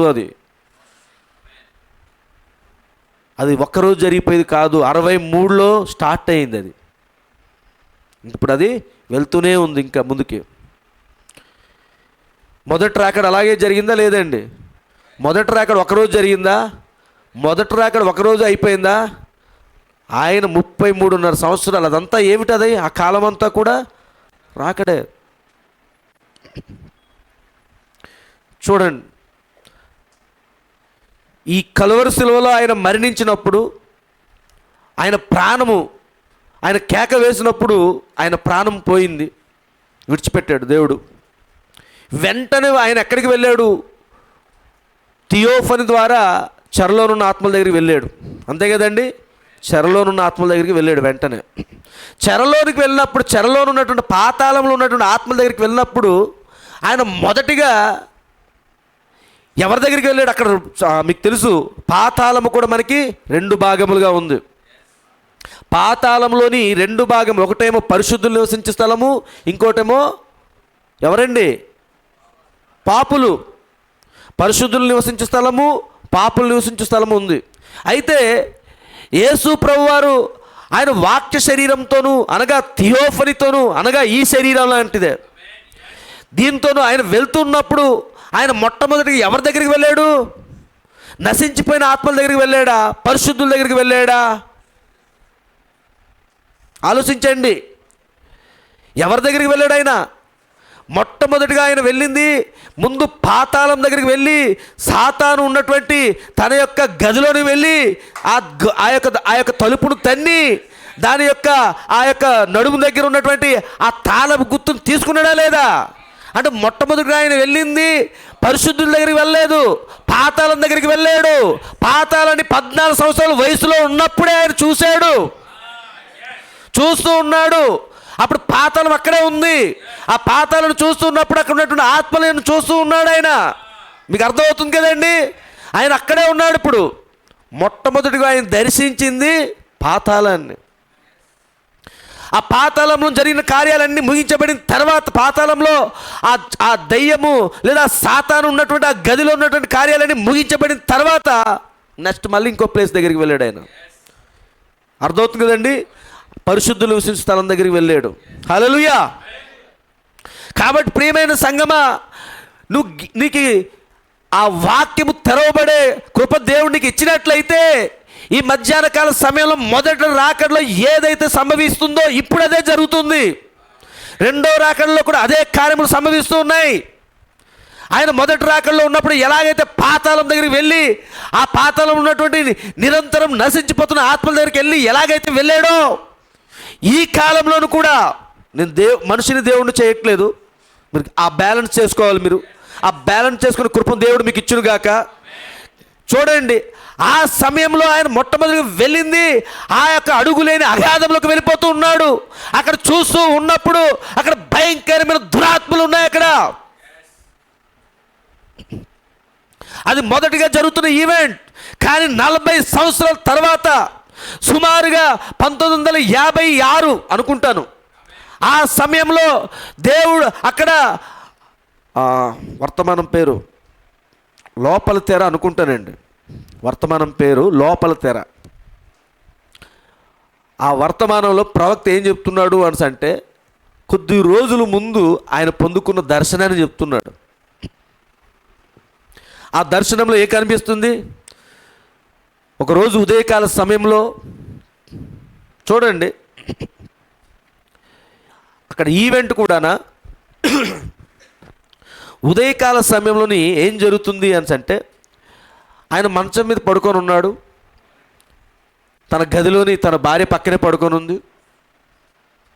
ఈలోపు ఏదో స్వరం వచ్చింది. ఆ స్వరంలో నుంచి ఆయన ఆ బెడ్ నుంచి బయటకు వచ్చాడు. వచ్చిన తర్వాత ఆయన ఒక తెల్లని వస్త్రములు వేసుకొని, కాళ్లకు చెప్పులు లేవు, వాళ్ళకి ఎవరికి చెప్పులు లేవు, తెల్లని వస్త్రములు వేసుకున్న గుంపు దగ్గరికి వెళ్ళాడు ఆయన. అనేక మంది ఉన్నారు. ఆ గుంపు దగ్గరికి వెళ్ళాడు. వాళ్ళు చూస్తున్నాడు. వాళ్ళలో చాలామంది వచ్చి బ్రనహం గారిని పలకరిస్తూ ఉన్నారు. సహోదరుడు బ్రనహం, ప్రశస్తమైన మా సహోదరుడు బ్రనహం అని ఆయన్ని పలకరిస్తూ ఉన్నారు. ఏమిటిది, ఎక్కడికి వచ్చాను, ఏంటి స్థలము అని చెప్పి ఆయన ఆశ్చర్యపోతున్నాడు. చూస్తూ ఉన్నప్పుడు అక్కడ ఒక స్వరం వినబడింది మళ్ళీ ఆయనకి. ఇదిగో వీళ్ళందరూ కూడా ఇదిగో మరి నీ యొక్క సహోదరులై ఉన్నారు అని చెప్పాడన్న. ఆ చెప్తున్నప్పుడు ప్రియమైన సంగమ, సహోదరుడు బ్రనహం గారు వాళ్ళందరినీ చూస్తున్నాడు, మరలా వెనక్కి తిరిగి చూస్తున్నాడు. వాళ్ళందరినీ చూస్తున్నాడు, మరలా వెనక్కి తిరుగుతున్నాడు. వెనక్కి తిరిగి చూస్తూ ఉన్నప్పుడు కార్యం ఏమిటి అంటే, అడుగు దూరంలోనే, కూసింత అడుగు దూరంలోనే అక్కడ ఒక బ్రనహం గారు ఆ మంచం మీద పడుకొని ఉన్నారు. ఆ తలకు దిండు పెట్టుకుంటాం కదా, అలా పెట్టుకుని దాని మీద చెయ్యి ఆంచి ఇలా కూర్చొని ఇలా ఉన్నారు అంతే. ఆయన అక్కడ కనబడుతున్నారు, కానీ బ్రహ్నాం గారు ఇక్కడ కనబడుతున్నారు. ఏంటి ఆయన అనుకుంటున్నాడు, నేనేమో చనిపోయాను ఏంటి, చనిపోయిన ఆత్మ ఇక్కడ వస్తుందేమో, నా బాడీ అక్కడ ఉంది అనుకుంటున్నాడు ఆయన. సరే, చాలామంది వస్తున్నారు. అందరూ కూడా అక్కడ ఎలా ఉన్నారు అంటే 18 సంవత్సరాలు 20 సంవత్సరాలు ఉన్నటువంటి యవనస్తులుగానే ఉన్నారు. ప్రతి ఒక్కరు ఎంతో అందంగా ఉన్నారన్నాడు ప్రవక్త. అక్కడ ఉన్నటువంటి కొంత స్త్రీలు వారి యొక్క జుట్టును చూస్తున్నప్పుడు తల వెంట్రుకలు చూస్తే పొడవుగా ఉన్నాయి అంటున్నాడు. తెల్లని వస్త్రములు కలిగి ఉండి ఒక్కొక్కరు వచ్చి సహోదరుడు బ్రహ్నాం గారిని పలకరిస్తూ ఆయన కౌగిలించుకుంటున్నారు అన్నాడు ఆయన. ఆ కార్యాలన్నీ కూడా అక్కడ జరుగుతూ ఉన్నాయి. ఏమిటిది? పాతాళంలో 2వ భాగం. మీకు అర్థమవుతుంది కదండి. పాతాళంలో 2వ భాగము. మొదటి భాగంలోకి వెళ్ళి ఏం చేశారు? తాళాలు తీసుకున్నారు. సాతాన్ని తన్నాడు ఆయన, తాళాలు తీసుకున్నాడు. ఇప్పుడు 2వ భాగంలో జరుగుతున్న కార్యం ఏమిటి? అక్కడ ఉన్నటువంటి పరిశుద్ధులతో మాట్లాడుతూ ఉన్నాడు. అక్కడికి వెళ్ళిన తర్వాత అక్కడ అనేక మంది కనబడుతూ ఉన్నప్పుడు అక్కడ ఒక 18 సంవత్సరాలు యవన బాలిక వచ్చి సహోదరుడు బ్రహ్నాం గారిని కౌగిలించుకొని, సహోదరుడు బ్రహ్నాం ప్రశస్తమైన సహోదరుడా, గాడ్ బ్లెస్ యు అని చెప్పి వెళ్ళిపోతుంటే అక్కడ దూత వచ్చి మాట్లాడుతూ ఉంది. ఇదిగో ఆ యవన బాలిక, 18 సంవత్సరాలు ఉన్నటువంటి యవన బాలిక ఎవరో తెలుసా? నువ్వు ఆమెకి బాప్తిసం ఇచ్చినప్పుడు ఆమెకు 90 సంవత్సరాలు. ఆశ్చర్యపోతున్నాడు. ఇప్పుడు బ్రహ్నాం గారి శరీరం చూసుకుంటున్నారు. ఈయన శరీరం చూస్తుంటే ఈయన శరీరం కూడా 18 నుంచి 20 సంవత్సరాలు యవనస్తుడుగా ఆయన ఉన్నప్పుడు ఎలా ఉన్నాడో అలా చూసుకుంటున్నాడు. జుట్టు ఫుల్గా ఉంది ఆయనకి, బట్టతల లేదు ఆయనకి, నిండుగా జుట్టుతో ఉన్నటువంటి శరీరంతో ఉన్నాడు, యవనంతో కనబడుతూ ఉన్నాడు. అనేక మంది యవనస్తులు వస్తూ ఆయన కౌగిలించుకుంటున్నారు, ఆయన పలకరిస్తూ ఉన్నారు. ఈ కార్యాలన్నీ జరుగుతూ ఉన్నాయండి. ఎప్పుడు జరుగుతున్నాయి ఇవి? 63 నుంచి ఇప్పుడు ఈ మధ్యకాలంలో జరుగుతూ ఉన్నాయండి. ఇప్పుడు జరుగుతున్నాయి. ఎందుకు ఈ మాట చెప్తున్నాను తెలుసా అండి? బ్రదర్, ఎలా సాధ్యం ఇది? మెసేజ్ చదవండి. ప్రవక్త మనకు తెలుసు, మనం అనేకసార్లు మనం మాట్లాడుకుంటున్న విషయాలే. పాతాళము తెరవబడింది. ఇప్పుడు భూమి కింద పాతాళం లేదు, భూమి మీదకి వచ్చేసింది పాతాళము. ప్రవక్త అక్కడితోనే ఆగిపోలేదు. పాతాళము తెరవబడినట్లయితే పరలోకం కూడా తెరవబడింది అన్నాడు ఆయన. పాతాళం తెరవబడి పాతాళంలో ఉన్నటువంటి దురాత్మలని భూమి మీదకి వచ్చాయి అనుకున్నట్టయితే పరలోకంలో ఉన్నటువంటి దూతలు కూడా భూమి మీదకి వచ్చాయి అన్నాడు ఆయన. చూడండి ఏం జరుగుతుంది. ఇది ఫ్రైడే మొదలుకొని, గుడ్ ఫ్రైడే మొదలుకొని ఈస్టర్ వరకు జరుగుతున్న ఈవెంట్స్ అండి ఇవన్నీ. మనకి అర్థమవుతుంది కదండి. 63 నుంచి వధువు ఎత్తబడే వరకు ఈ కార్యములన్నీ ఇప్పుడు జరుగుతూ ఉన్నాయి. అదే జరుగుతుంది. వస్తున్నారు, ఒక్కొక్క లైన్లో చక్కగా వచ్చి పలకరించుకుంటూ వెళ్తూ ఉన్నారు. వీళ్ళందరూ ఎవరు అన్నాడు బ్రహ్నాం. వీళ్ళందరూ ఎవరు అంటే వీళ్ళందరూ మీ సహోదరులు అంటే సహోదరుల. వీళ్ళందరూ బ్రహ్నాం వంశస్థులా? నో అంటున్నాడు ఆయన. వీళ్ళందరూ నువ్వు సువార్త అందించిన ఆ సువార్తను అంగీకరించిన వీళ్ళందరూ. వీళ్ళు కొంతమంది అప్పటికి 70-80 సంవత్సరాలు ఉన్నవాళ్ళు, కొంతమంది 90 సంవత్సరాలు ఉన్నవాళ్ళు ఉన్నారు. ఈ కార్యాలు జరుగుతున్నాయండి అక్కడ. ఈ సంఘటనలంతా కూడా 63 నుంచి మనకి ఇప్పుడు జరుగుతూ ఉన్నాయి. నేను నమ్ముతూ ఉన్నాను ఆయన 56 లేదా ఆ మధ్యకాలంలోని ఈ దర్శనాన్ని ఆయన చూసి ఉండొచ్చు. ఆ దర్శనంలో నిన్ను చూశాడు ఆయన. ఆ దర్శనంలో నువ్వు వెళ్ళి బ్రహ్నాం గారిని కలుసుకున్నావు. నువ్వు ఆ దర్శనంలో నువ్వు బ్రహ్నాం గారికి షేక్ హ్యాండ్ ఇచ్చావు. ఓ నా ప్రియ ప్రశస్త సహోదరుడా, నీ వర్తమానం లేకపోయినట్లయితే నేను ఏ విగ్రహారాధనలో ఉండునో, ఏ అన్యత్వంలోనూ ఉండిపోదునో, ఏ భయంకరమైనటువంటి దురాలవాట్లకు బానిస అయిపోయిన జీవితం నాశనం చేసుకుందునో, కానీ నీ వర్తమానం వచ్చి నన్ను పట్టుకుంది అని అక్కడే సాక్ష్యం ఇచ్చేసావు. నువ్వు సాక్ష్యం ఇచ్చేసిన తర్వాత ఇప్పుడు నిజ స్వరూపంలో జరుగుతుంది. ఇప్పుడు అప్పుడే జరిగిపోయిందండి ఆ ఈవెంట్ అంతా కూడా. ఇక్కడ కూర్చొని కొంతమంది సిస్టర్స్, మీరు ఆల్రెడీ ఆయన అక్కడ మీరు చూశారు, మన సహోదరుని అక్కడ కలుసుకున్నారు. మీరు అక్కడ కలుసుకున్నాం మనం. ఆయన సెకండ్ ఇచ్చాడు మనకి. ఇప్పుడు నిజ స్వరూపంలో జరుగుతుంది ఇప్పుడు మనకి ఆ కార్యాలన్నీ కూడా. అని చూస్తున్నాడు. వీళ్ళందరూ బ్రన్హామ్స్ కాదు, వీళ్ళందరూ కూడా నువ్వు సువార్త అందిస్తే రక్షణ పొందుకున్న వాళ్ళు వీళ్ళందరూ అని అన్నప్పుడు ఆయన ఎంతగా సంతోషించాడో చూసారండి. ఈలోపు ఇంకక్కడ జరుగుతున్న కార్యం ఏమిటి తెలుసా అండి? ఈలోపు అక్కడ మరలా ఒక 18 సంవత్సరాల, సుమారు 18-20 సంవత్సరాల యవనస్తురాలు వచ్చింది. చూస్తుంటే బ్రన్హామ్ అనుకున్నారు, చూసి పోల్చేశాడు వెంటనే. తన మొదటి భార్య ఎవరు? హోప్ వస్తుంది. చూసారా, కొంచెం దూరం నుంచి వస్తుండగానే తన భార్య వస్తుంది. చూశాడు. ఆయన అంటున్నాడు అక్కడ, ఆమెకున్న ఆ నీల కళ్ళు, అసలు అమెరికన్స్ కొంచెం కళ్ళు ఎలా ఉంటాయి, నీలంగా ఉంటాయి కదా, ఆ నీల కళ్ళు అవన్నీ చెప్తున్నాడు అనమాట. ఆ 18 సంవత్సరాలు. ఎందుకంటే బ్రన్హామ్ గారు కూడా మరి మొదటి భార్య చాలా చిన్న వయసులో వివాహం చేసుకున్నారు కాబట్టి ఆమె వెంటనే పోల్చేశాడు. చూశాడు, వచ్చింది. తను కూడా వచ్చి పలకరిస్తూ ఉన్నప్పుడు తను అనుకుంటున్నాడు, బ్రన్హామ్ గారు అనుకుంటున్నాడు, ఏంటి సంబోధన అనమాట. ఎలాంటిది అని అంటే, బ్రన్హామ్ లేదా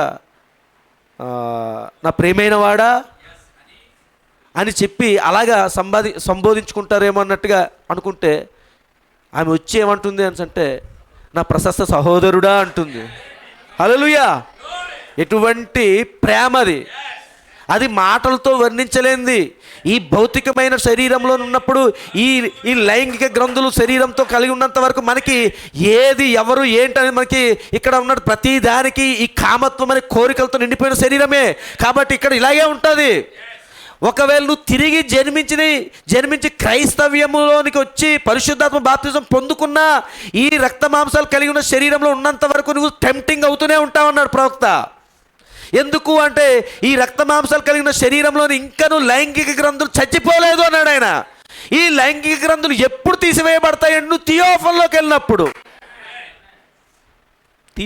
వెళ్ళినప్పుడు. ఇది చాలా ఆత్మీయంగా అర్థం చేసుకోండి. కాబట్టి అక్కడ జరిగిన కార్యం ఏమిటి అని అంటే, అక్కడ అంతమంది స్త్రీలు వచ్చి బ్రన్హామ్ గారిని కౌగిలించుకుంటూ వెళ్తుంటే బ్రన్హామ్ గారు అన్నారు, ఇదిగో ఇందులో చాలామంది ఇక్కడ కూర్చున్న మీలో చాలామంది, అదేంటి సహోదరుడు బ్రన్హామ్, నువ్వు పులిపిడి దగ్గర నుంచి నువ్వేం బోధించావు, నువ్వు అక్కడికి వెళ్ళి ఏం చేస్తున్నావు, అసలు స్త్రీలను నువ్వు ముట్టుకోకూడదు, వారిని మనం కౌగిలించుకోకూడదు నువ్వు బోధించావు కదా, అలాంటిది నువ్వు వెళ్ళి అక్కడ కౌగిలించుకున్నాను అంటున్నావేంటి అంటే, సిస్టర్స్ ఆయన అంటున్నాడు అక్కడ, ఇప్పుడు అర్థమవుతుందా మీకు? ఈ భూమి మీద నేను స్త్రీ ద్వేషకుండా ఒక నింద భరించాను, కానీ పరలోకంలో దేవుడు గొప్ప శ్వాసం ఇచ్చాడు, గొప్ప స్త్రీలు, గొప్ప గొప్ప నా యొక్క సహోదరులు ఇచ్చాడు ఆయన అన్నాడు. ఆయన ఏం జరిగింది అని చెప్తే అక్కడ ప్రవక్త అంటున్నాడు, సిస్టర్స్ భూమి మీద మనం ఆ పని చేయకూడదు అన్నాడు ఆయన. ఎట్టి పరిస్థితుల్లోని ఒక పురుషుడు ఒక స్త్రీని కౌగిలించుకోవడానికి వీల్లేదు. నీవు ఈ భూమి మీద కౌగిలించుకోవాల్సినటువంటి ఏకైక స్త్రీ ఆమె నీ భార్య అయి ఉండాలి, తప్ప ఇంకెవరూ కాదు అన్నాడు ఆయన. కానీ నువ్వు పరలోకం దగ్గరికి వెళ్ళినప్పుడు మాత్రము అక్కడ ఉన్నటువంటి పరిస్థితులు, అక్కడ ఉన్న వాతావరణము, ఆ పరలోకపు వాతావరణం దగ్గర నీకు అసలు ఆలోచనే ఉండదు. లైంగికత్వం గురించి కానీ కామత్వం గురించి ఆలోచనలే లేవు. కారణం ఏమిటి? ఆ యొక్క ఆలోచనలు వచ్చు గ్రంథులే ఆలోచనలతో ఉన్నటువంటి శరీరాన్ని భూమి మీదే విడిచిపెట్టేశావు. అక్కడ ఉన్నదంతా కూడా దైవికమైన ప్రేమ తప్ప ఇంకేమీ లేదు అన్నాడు ఆయన. భూమి మీద నువ్వు పరిశుద్ధాత్మ బాప్తిసం గురించి నువ్వు బోధిస్తున్నావు కదా బ్రన్హామ్, ఆ పరిశుద్ధాత్మ వాతావరణమే ఇది అన్నాడు ఆయన. కాబట్టి ఆమె వచ్చి పలకరించింది, చాలా సంతోషంతో చూశాడు ఆయన. ఆయన అనుకున్నాడు ఇంకను భౌతిక భూమి మీద ఉన్నప్పుడు మాకున్న రిలేషన్ ఏదైతే ఉందో అలాగే ఉంటామేమో అనుకున్నాడు. కానీ అక్కడ చూస్తే మారిపోయింది. ఈలోపు మరలో ఒక 18-16 సంవత్సరాల యవన బాలిక వచ్చింది. ఇదంతా కూడా పరిశుద్ధ స్థలంలో అంటే పాతాళంలో 2వ భాగం దగ్గరికి వెళ్తున్నప్పుడు తలుపుకు తట్టాడు ఆయన. పాతాళంలో 2వ భాగం దగ్గరికి వెళ్ళి తలుపు తడుతూ ఉన్నప్పుడు తలుపును మొట్టమొదటిగా ఎవరు తీశారు? అబ్రహాం తీశాడు. అర్థమవుతుంది కదండి, అబ్రహామే తీశాడు. ఇది లాస్ట్ ఇయర్ మీకు చెప్పాను, మీకు నాకు గుర్తుంది ఇప్పటికినా. అబ్రహామే తీసాడండి. ప్రవక్త చెప్తున్నాడు అబ్రహామే తీసాడు అన్నాడు ఆయన, నొక్కి మరీ చెప్పాడు ఆయన. 7 లెటర్ మ్యాన్ అన్నాడు ఆయన. అలాగే ఈ లవోదిక సంఘకాలంలో కూడా ఆయన ఇదిగో నేను తలుపు నొద్ద నుండి నేను తట్టుచూ ఉన్నాను, ఎవడైనా నా స్వరం విని తలుపు తీసిన వేయడలా అంటున్నాడా లేదా? కాబట్టి ఈ కాలంలో కూడా ఆయన తలుపు దగ్గర ఉండి తలుపు తట్టినప్పుడు ఇదిగో ఆ పరిశుద్ధ స్థలంలో ఉన్నటువంటి ఆ లోపల ఉన్నటువంటి వ్యక్తుల్లో మొట్టమొదటి వ్యక్తి చివర్లో HAM కలిగిన వ్యక్తి మాత్రమే డోర్ తీశాడు. చాలా మంది ఉన్నారు డోర్లు తీయలేదు. మొట్టమొదటి వ్యక్తి ఎవరు? బ్రన్హాం తీసాడు. ఆయన తీసిన వెంటనే ఆయన గుర్తుపెట్టాడు, చూస్తున్నాడు. తలుపు తీసిన వెంటనే చూశాడు. ఆయన చూసి అక్కడితో ఆగిపోలేదు, శారాని పిలుస్తున్నాడు. శారా ఒకసారి లేరా అంటున్నాడు ఆయన. హల్లెలూయా. కాబట్టి ఇప్పుడు మన కాలంలో మన అబ్రహాం మాత్రమే చూడడం కాదు, శారా కూడా చూడాలి. ఇప్పుడు శారా కూడా ఆయన్ని చూసి పోల్చాలి. ఎందుకు అంటే శారాకి ఎక్స్పీరియన్స్ ఉంది. ఆల్రెడీ ఎత్తబడక ముందే కొంత టేస్ట్ చూశారు. వాళ్ళ శరీరాలు మార్పు చెందడం అనే కార్యము ఛాయారూపకంగా ఉన్నప్పుడే చూసేశారు. ఆ మమ్రే దగ్గర ఉన్నప్పుడే వాళ్ళు చూశారు. వాగ్దానం చేశాడు ఆయన, ఇదిగో మీ దగ్గరికి మరలా నేను మీ దగ్గరికి వచ్చినప్పుడు ఇదిగో వాగ్దాన కుమారుని మీరు పొందుకుంటారు అన్నారు.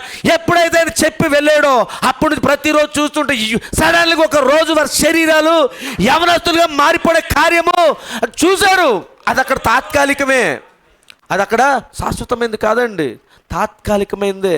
కానీ శాశ్వతమైన గడియలోకి వచ్చేసారు. ఇప్పుడు ఆయన తలుపు తట్టిన వెంటనే లోపలికి వచ్చిన వెంటనే చూసినప్పుడు వాళ్ళు అక్కడ ఎలా ఉన్నారు అని అంటే ముసలోళ్ళ లేరు.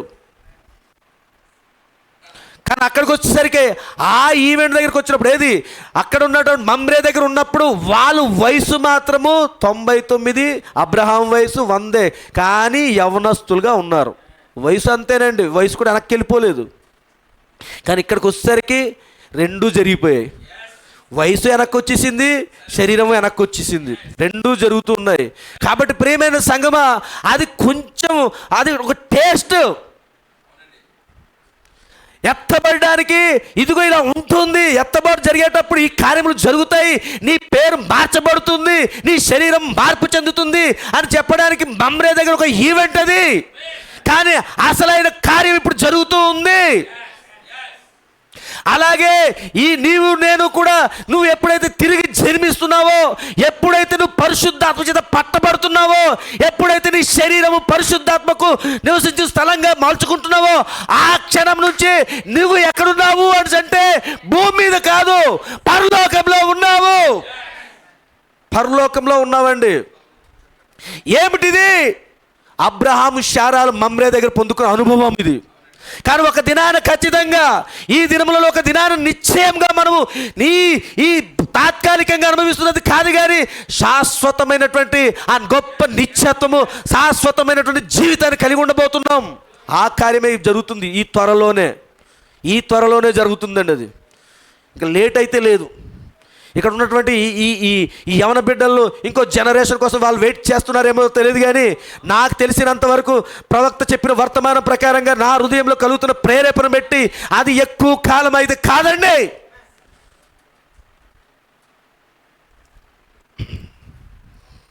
ఎక్కువ కాలం కాదు, అది జరిగిపోతుంది. చాలా దగ్గరలో ఉన్నాం మనం.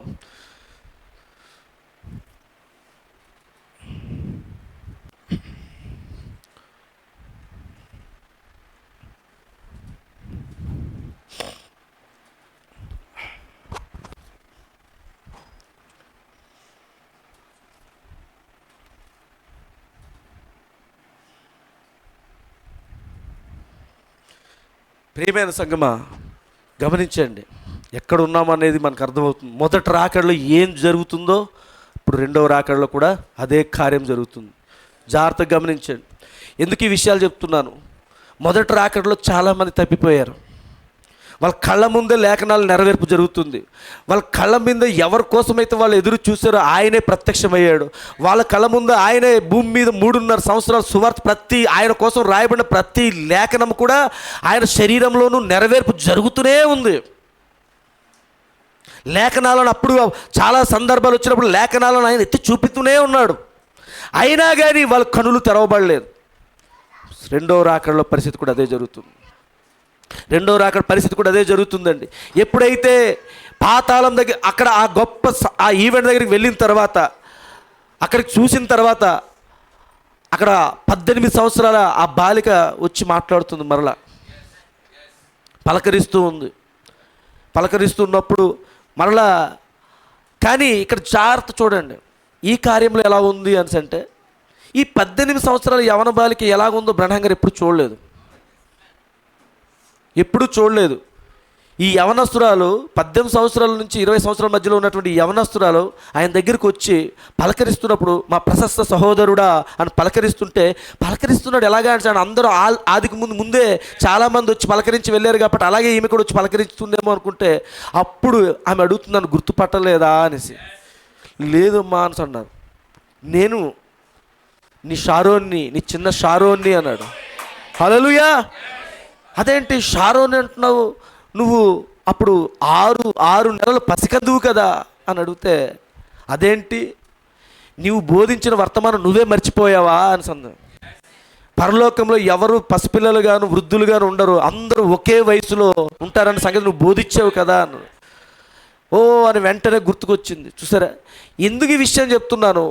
ఈ రెండవ రాకడ సమయంలో కూడా మొదటి రాకడలో జరుగుతున్న ఆ కార్యాలు మళ్ళీ రిపీట్ అవుతూ ఉన్నాయి. ప్రసంగి గ్రంథంలో చెప్పబడిన మాట ప్రకారం భూమి కింద మరలా నూతనమైనది కొత్తది ఏది జరగటం లేదు, కానీ ఇది వరకే జరిగిన కార్యములు మరలా జరుగుతూ ఉన్నాయి. చరిత్ర ఇప్పుడు ఏమవుతుంది? పునరావృతం అవుతూ ఉంది. రిపీటెడ్గా జరుగుతూనే ఉన్నాయి. సరే, ఈరోజు కొన్ని ఈవెంట్స్ చూద్దాం మళ్ళీ కూడా.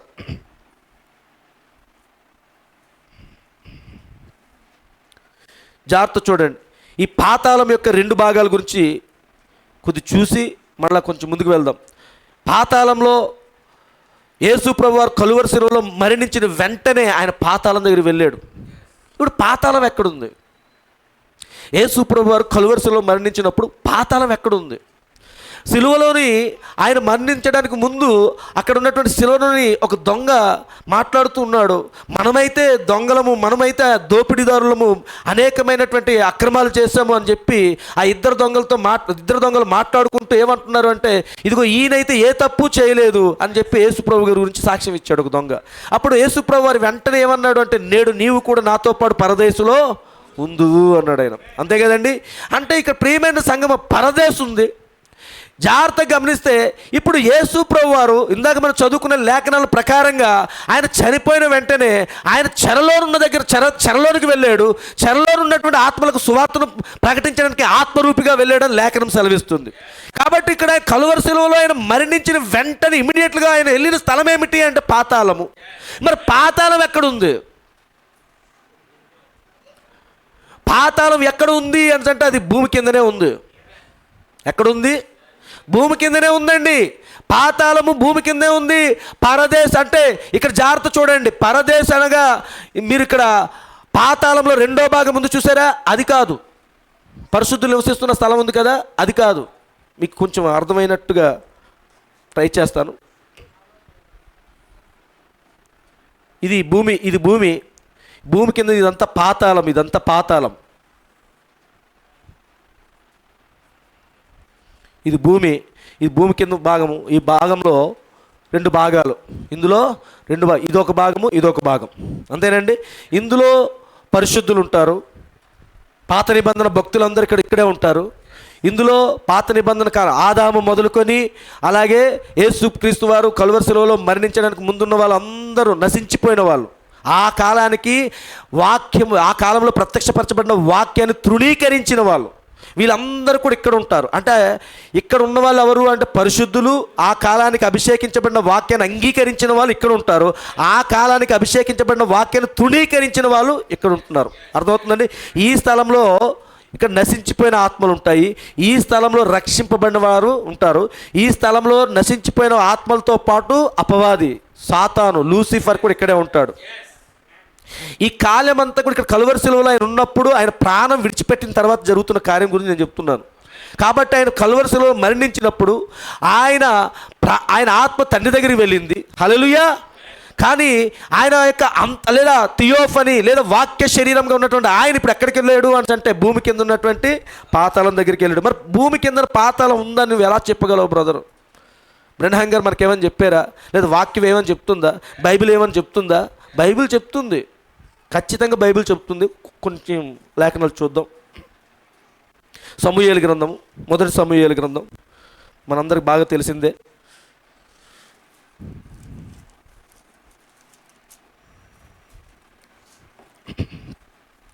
28వ అధ్యాయము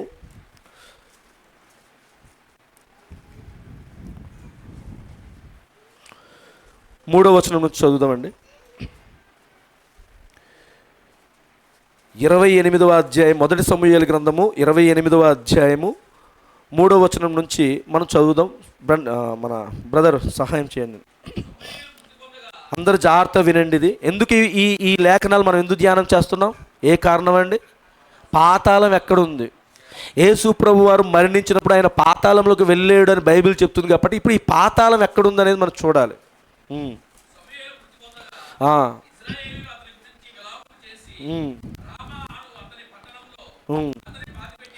ఎక్కడ చనిపోయారండి? అని ప్రాంతం. అదే కాకుండా ఎవరు ఇప్పుడు చనిపోయిన వ్యక్తి ఎవరు? సమూయేలు ప్రవక్త, దేవుని ప్రవక్త చనిపోయి సమాధి చేయబడ్డాడు.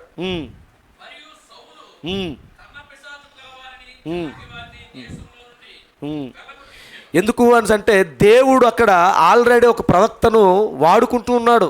ఆ దేశంలోని ప్రవక్త ద్వారా దేవుడు మాట్లాడుతూ ఉన్నాడు. ఆ కార్యములన్నీ బయలుపరచబడుతూ ఉన్నాయి. శత్రువులను ఎలా జయించాలి, శత్రువులను ఎలా ఓడించాలి, ఇవన్నీ కార్యాలన్నీ కూడా ప్రవక్త, ఆ కాలంలో ఉన్నటువంటి ప్రవక్త సమూయేలుని దేవుడు బయలుపరుస్తున్నప్పుడు, సమూయేలు వచ్చి సౌలుతో మాట్లాడుతున్నప్పుడు సౌలు వెళ్ళి ప్రతి దేశాన్ని, ప్రతి రాజ్యాన్ని జయించుకుంటూ వస్తున్నాడు. కాబట్టి అలాంటి టైంలో అక్కడ ఎటువంటి ఇంకా దురాత్మలు, ఎటువంటి దెయ్యపాత్మలు పనిచేయకూడదని ఉద్దేశంతో ఆయన ఏం చేశాడు? ఆ దేశంలో, ఆ ప్రాంతంలో ఉన్నటువంటి కర్ణ పిశాచములు కలిగిన వాళ్ళు ఇంకా వీళ్ళందరినీ కూడా ఏం చేశాడు? సౌలు వెళ్ళగొట్టేశాడు. ఓకే,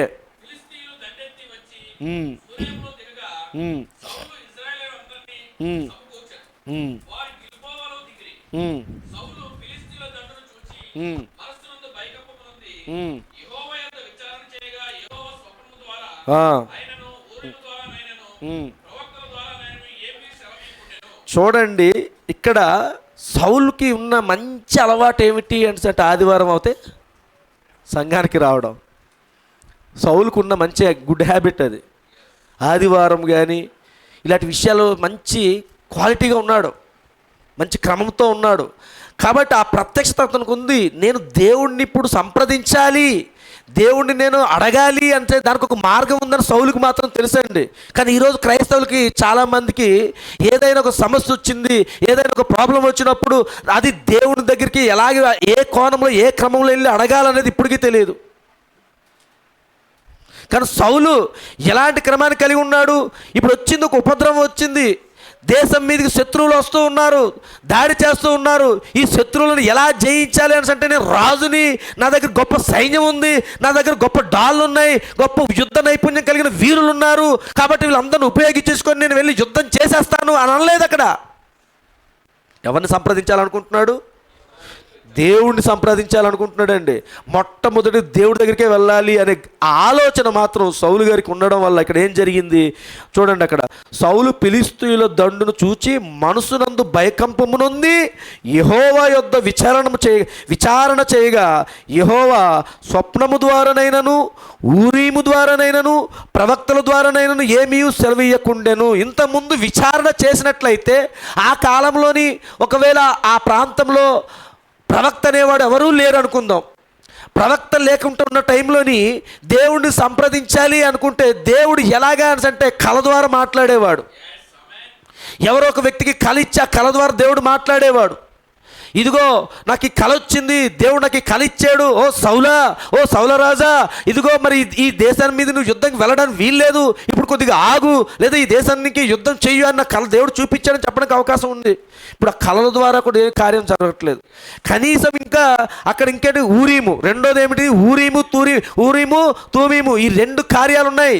దీంట్లో నుంచి కూడా ఒకవేళ దేశానికి నేను యుద్ధంకి వెళ్ళొచ్చా అని అడిగినప్పుడు యాజకుడు ఆ ఏఫోదును ధరించినప్పుడు ఆ యాజకుడు యాజకుని దగ్గర ఉన్నటువంటి ఊరిమి తూమిమి అక్కడ నిలబడి ఉన్నప్పుడు నేను పలానా దేశం మీదకి యుద్ధంకి వెళ్ళొచ్చా వెళ్ళకూడదు అంటే వెళ్ళాలి అంటే వెలుగుతుంది, వెళ్ళొద్దు అని అంటే ఎటువంటి మార్పు ఏమి ఉండదు. కాబట్టి దానం ద్వారా కూడా తెలుసుకునేవాడు ఒకప్పుడు. అలాగే లేదు ఇవి రెండు ఊరిమి తూమిము లేదా కళల ద్వారా కాకుండా మూడో కార్యం ఏమిటంటే ప్రవక్త. దేవుని విధానం, దేవుడు నీతో మాట్లాడే విధానం అండి. కళ ఇస్తాడు, కడుపు నిండా తినేసి పడుకుని వచ్చే కళలు కాదు, అది దేవుడిచ్చిన కళలు వేరు. అది ఖచ్చితంగా ఆ కళ వాక్యంతో సరిపోల్చబడాలి. నాకు కళ వచ్చిందండి, దేవుడు నాకు కళ ఇచ్చాడండి అని చెప్పేసి వెంటనే ఏదో పనికి మళ్ళీ ఇదిగో అని చెప్పేసి వాక్య విరుద్ధమైనటువంటి పనులు చేయడం పరిగెడుతుంటారు. నీకు వచ్చిన కళను తీసుకొచ్చి ఒక్కసారి బైబిల్లో వాక్యంతో సరిపోల్చుకోవాలి. అది పోల్చబడినప్పుడు వాక్యము నీ కళ రెండు కూడా ఏమవ్వాలి, ఏకీభవించినప్పుడు మాత్రమే అది దేవుడి నుంచి వచ్చిన కళ అని నువ్వు గుర్తించాలి. అర్థమవుతుంది కదండి. ప్రియమైన సంగమ, ఒకనొక సమయం వచ్చినప్పుడు ఇదిగో యోసేపు అనగా యేసు ప్రభు యొక్క తండ్రిగా పిలువబడుతున్నట్టు యోసేపు ఆయన కళ వచ్చింది. ఎవరు ఆ కళలోని గాబ్రియేలు దర్శించి ఇదిగో నీ భార్య అయినటువంటి మరియను నువ్వు విడిచిపెట్టొద్దు, ఆమె ఇదిగో పరిశుద్ధాత్మ ద్వారా గర్భము ధరిస్తుంది అని చెప్పి కళలో మాట్లాడింది. కళలో మాట్లాడినప్పుడు యోసేపు వెంటనే ఆ దేవుడు దూతైన అతను వచ్చి మాట్లాడేసింది కళలోని కాబట్టి అని చెప్పి కన్ఫర్మేషన్ చేసేసుకోలేదు. వెంటనే చిన్నప్పటి నుంచి నేర్చుకుంటున్నటువంటి ఆ పరిశుద్ధ గ్రంథం దగ్గర పరిగెట్టాడు. ఆ పరిశుద్ధ గ్రంథం దగ్గరికి వెళ్ళి ఇలాంటి కార్యము బైబిల్లోని ఎక్కడైనా సంభవిస్తుందనా లేదా ఇంతకుముందు ఎప్పుడైనా సంభవించిందా ఏంటి ఎక్కడ రాయబడిద్దాయా అని చెప్పి వెతుకుతూ ఉన్నాడు. కన్యక గర్భం ధరించడం ఏమిటిది, ఇది ఎలా సాధ్యము? ఓకే, గాబ్రియేల్ అనేసి నేను ఎప్పుడో చిన్నప్పటి నుంచి మా నాన్నలు అందరూ కూడా చెప్తున్నప్పుడు విన్నాను. దూత ఉన్నాడు, గాబ్రియేల్ ఉన్నాడు, వచ్చి ఇలా మాట్లాడుతున్నాడు సంగతి గుర్తించాడు, కళలో నుంచి మాట్లాడు. కానీ ఎంత ఏదే అనుకున్నా ఇప్పుడు ఒక కన్యక గర్భము ధరించడం ఇది ఎలా సాధ్యము అని డౌట్ వచ్చింది. కాబట్టి ఆ డౌట్ని ఆ కళను పట్టుకుని వచ్చి వెంటనే నమ్మేసి వెళ్ళిపోలేదు. లేఖనాల దగ్గర పరిగెట్టాడు, వాక్యం దగ్గర పరిగెట్టాడు. వెంటనే పరిశుద్ధ గ్రంథం తీస్తున్నాడు. ఆదికాండం చూశాడు, ఎక్కడ కనబడలేదు. కానీ ఆదికాండం దగ్గర లేఖనం చూశాడు. ఇదిగో నీ సంతానమునకు స్త్రీ సంతానమునకు మధ్య వైరము కలగజే కానీ అన్నాడు. కానీ అంతగా ఇతనికి తాకట్లేదు, ఇంకా అందులోంచి ఏ వెలుగు రావట్లేదు. అలా చూసుకుంటూ యెషయా గ్రంథం దగ్గరికి వచ్చాడండి. యెషయా గ్రంథం 6వ అధ్యాయం దగ్గరికి వచ్చాడు. యెషయా గ్రంథం 7వ అధ్యాయం దగ్గరికి వచ్చాడు. 7వ అధ్యాయం 14వ వచనం దగ్గరికి వచ్చేసరికి కన్యక గర్భవతి కుమారుని కనును, అతనికి ఇమ్మానుయేలు అని పేరు పెట్టబడును. ఈ లేఖనం చూసిన వెంటనే అమ్మ బాబోయ్, ఈ లేఖనం ఇప్పుడు నెరవేర్పు జరుగుతుంది, ఎంత ధన్యుణ్ణి! ఆ లేఖనం యొక్క నెరవేర్పులో నా కుటుంబం ఉందా, నేనున్నానా, నా శరీరం అందులో ఉందా? లేఖనం యొక్క నెరవేర్పులో ఉండేసరికి అప్పుడు అతనికి వచ్చిన కళను తీసుకొచ్చి లేఖనంతో పోల్చినప్పుడు రెండు ఏమయ్యాయి, ఏకీభవించే. అది కళలు రావడం, దర్శనాలు రావడం. అంతేగాని దర్శనం వచ్చిందండి, కళ వచ్చిందండి అని చెప్పేసి చాలామంది ఏం చేస్తున్నారు, సొంత నిర్ణయాలు తీసుకుంటూ వెళ్ళిపోతున్నారు. ఒక 3 నెలల్లో లేదా 6 నెలల్లో లేదా ఒక సంవత్సరమో 2 సంవత్సరాలు చక్కగా 10th క్లాస్ ఫెయిల్ అయిపోయి ఉంటాడు, లేదా ఇంటర్మీడియట్ ఫెయిల్ అయిపోయి ఉంటాడు. వాళ్ళ అమ్మాయిలు ఖాళీగా ఉంచుకుంటే వీళ్ళు ఏం చేస్తారు, ఏదో బ్రతుకు తెరువు కోసం అని చెప్పేసి దేవుడు నన్ను పిలిచేయడు అని చెప్పేసి వీడికి బైబిల్ కాలేజీలో జాయిన్ చేసేస్తారు తీసుకెళ్ళి. వీడు 10th క్లాస్ ఫెయిల్ అయిపోయి ఉంటాడు, ఏదో ఇంటర్మీడియట్ ఫెయిల్ అయిపోయి ఉంటాడు, ఏదో ఒకటి మొత్తానికి. కాకపోతే ఒక చక్కని లేఖనాలను వీళ్ళకి వెనకాల సపోర్ట్ చేసుకుంటారు. ఎందుకంటే బైబిల్లోని చాలామంది ఏమీ చదువులేని పామరులకు మాత్రమే దేవుడు ఎన్నుకుంటాడు. అది వాస్తవము, అది అక్షర సత్యము, అది సత్యమండి. మరి పౌలు గారిని దేవుడు ఎన్నుకున్నాడా లేదా? పౌలు గారు అతను బైబిల్లోని స్కాలరా కాదండి. మోషే మంచి ఇంజనీర్ కూడా ఆయన. అలాంటి దేవుడు ఎన్నుకోలేదా? రెండింటినీ ఎన్నుకున్నాడు. ఇక్కడ ఎన్నిక అనేది నీ యొక్క వేదాంతం గురించో నీ యొక్క మేధస్సు నుంచి పెట్టి దేవుడు ఎన్నుకోడు. దేవుడు నీ హృదయంలో దేవుని గురించి కలిగి ఉన్నటువంటి ప్రత్యక్షతను బట్టి ఎన్నుకుంటాడు అంతే. నువ్వు బాగా చదువుకున్నావా లేదా బాగా మాట్లాడుతున్నావా, మంచి వాక్కు చాతుర్యం ఉన్నదా, దీన్ని బట్టి ఎన్నుకోడు. అలా అనుకున్నట్లయితే మోషేని ఆయన ఎన్నుకోకూడదు. నేను నత్తి 10 గలవాడిని అన్నాడు ఆయన. అలా అనుకున్నట్లయితే పశువులు కాపర్లుగా ఉన్నటువంటి దావీదుని ఎన్నుకోకూడదు. అలా అనుకున్నట్లయితే వంట చర్మం కట్టుకుంటే అడవుల్లోనే ఎక్కడ అరణ్యాలు తిరుగుతున్నటువంటి యోహాన్ని ఎన్నుకోకూడదు. దేవుని యొక్క ఆలోచన వేరు. మనుషులు పై రూపాన్ని చూస్తారు, దేవుడు హృదయాన్ని చూస్తాడు. హల్లెలూయా. కాబట్టి ఆ వచ్చిన దర్శనము లేదా కళను బట్టి నువ్వు ఏదో చిన్న సంచిలా పెట్టేసుకొని సైడ్న బ్యాగ్ ఏదో పెట్టుకుని కళ్ళలోనే ఎక్కడో అడవుల వైపు ఏదో అరణ్యాల వైపు నడుచుకుంటూ వెళ్ళిపోతుంటే ఎవరో ఎదురొచ్చారు, అది ఇచ్చి మా ఇంటికి రండి బాబు అని కూర్చోబెట్టి ఇలా ఉన్నప్పుడు 2 మాటలు ఏవో చెప్పాను, వాళ్ళకి ఇలా చేతుల్లో బైబిల్ పెట్టాను, వాళ్ళకి గొప్ప వెలుగు తాకింది, ఇవన్నీ కనబడతాయి. చూసారండి, ఈ వెళ్ళిన వ్యక్తి ఎలా ఉంటాడు తెలుసా అండి? వీడు ఆల్రెడీ 2 భార్యలు ఉంటారు. వీడికి వెళ్ళి సువార్త ప్రకటిస్తున్నటువంటి ఆ సేవకుడు ఆల్రెడీ 2 భార్యలు ఉంటారు, లేదా విడాకులు తీసుకొని ఉంటాడు. వీడికి మాత్రం దర్శనంలో మాత్రం 2 వ్యక్తులు కనబడ్డారు, వాళ్ళ ఇంటికి పిలిచారు, భోజనాలు పెట్టారు, వీళ్ళు బైబిల్ ఇచ్చారు, వెలుగు వచ్చేసింది. ఇవన్నీ చూసి కళ ప్రకారం వెళ్తుంటే కరెక్ట్గా 2 వ్యక్తులు కనబడ్డారు, 2 ఇంటికి పిలిచారు. కళలో చూసిన వాళ్ళలాగే కనబడుతున్నారు, కళలో చూసినట్టు ఇల్లే కనబడింది, కళలో కూర్చున్న స్థలమే కనబడుతుంది, చక్కని అలాంటి బట్టలు వేసుకున్నాడు. అలాగే 2 వ్యక్తులు వచ్చి చక్కగా మాట్లాడుతుంటే దేవుని మాటలు కొన్ని చెప్పేసరికి వాళ్ళ హృదయాలు కరిగిపోయి అయ్యో ప్రభువుని అంగీకరించారు. వెంటనే బైబిల్ ఇచ్చి వాళ్ళకి ఆ గొప్ప వెలుగును తాకింది. ఇవన్నీ జరిగాయి. మరి ఇది కళలోని ఏదైతే చూసాడో అదంతా రియాలిటీగా కూడా జరిగిందా లేదండి? మరి అది సత్యమా? అది నిజంగా సత్యమా? అది నిజంగా దేవుడు ఎన్నుకున్నటువంటి వ్యక్తి? అది నిజంగా దేవుడు ఎన్నుకొని నడిపిస్తున్నటువంటి వ్యక్తి పరిచర్య? అందులోనే చాలామంది పడిపోతూ ఉన్నారు. మనకు ఫైనల్ ఏంటి తెలుసండి? ఒక క్రైస్తవుడికి ఫైనల్ పరిశుద్ధ గ్రంథమేనండి. పరిశుద్ధ గ్రంథం ఏం చెప్తుందో అదే మనం చేయాలి. అతని జీవితం చూసినప్పుడు వాక్యానికి విరుద్ధంగా ఉంది. సంఘంలో పెద్దగా ఉండాలన్నా, పెద్దగా ఉండాలన్నా, ఒక సంఘ కాపరిగా నువ్వు ఉండాలన్నా ఏకపత్ని పురుషుడివై ఉండాలని బైబిల్ చెప్తుంటే ఇప్పుడు ఏం జరిగింది? వీడి కళ ముఖ్యం, ఆ కళలో జరిగిన కార్యం అలా యాజిటీస్గా జరిగిపోయింది ముఖ్యం, కానీ పరిశుద్ధ గ్రంథం ముఖ్యం కాదు. కానీ ఎప్పుడైతే నీ కళను తీసుకుని వచ్చి ఈ పరిశుద్ధ గ్రంథంలో నువ్వు ఎప్పుడైతే ఈ వాక్యంతో సరిపోల్చుకుంటున్నావో అప్పుడు ఇక్కడ ఈ పరిశుద్ధ గ్రంథంలో ఈ కొత్త నిబంధన పాత నిబంధన అనగా ఈ ఊరీము తూమీము వెలగకపోతే నీ కళ దేవుడి నుంచి వచ్చింది కాదు. అది ఎంత పర్ఫెక్ట్గా ఉన్నా కానీ అది దెయ్యం నుంచే వచ్చింది. వాక్యమే దేవుడై ఉన్నాడు. ఆది యందు వాక్యముండును, వాక్యము దేవుడై ఉండెను, ఆ వాక్యమే దేవుడి నుంచి వచ్చింది కాబట్టి ఇంకా వేరేది ఏమీ లేదండి. ఫైనల్ ఏంటిది? వాక్యమే. నీకెంత పర్ఫెక్ట్గా నువ్వు వేసుకున్న ఆ కళలో నువ్వు వేసుకున్న సట్టే అక్కడ కనబడవచ్చు, ఆ కళలోని నీకు చూపించిన కుర్చే కనబడవచ్చు నువ్వు వెళ్ళి కూర్చోడానికి, కానీ అదంతా కూడా దెయ్యం నుంచి వచ్చింది. అది గుర్తెట్టుకోవాలి. అయితే ప్రియమైన సంగమా, ఏం జరుగుతుంది ఇక్కడ? సౌలు గారు మొత్తానికి అక్కడ ఉన్నటువంటి ఆ కర్ణ పిచాచి వీళ్ళందరినీ వెళ్ళగొట్టాడు. ఇప్పుడు దేవుని దర్శనం లేదు, దేవుని యొక్క కళ లేదు, ఏమీ లేదు. ఆ కాలంలో ప్రవక్త కూడా భూమి మీద లేడు. ఏమీ లేకపోవడంతో నేను చాలా బాధతో ఉన్నాడు. ఇప్పుడు ఏం జరుగుతుందో చూడండి బ్రదర్. 8వ వచనం 7వ వచనం చదవండి. అప్పుడు సౌలు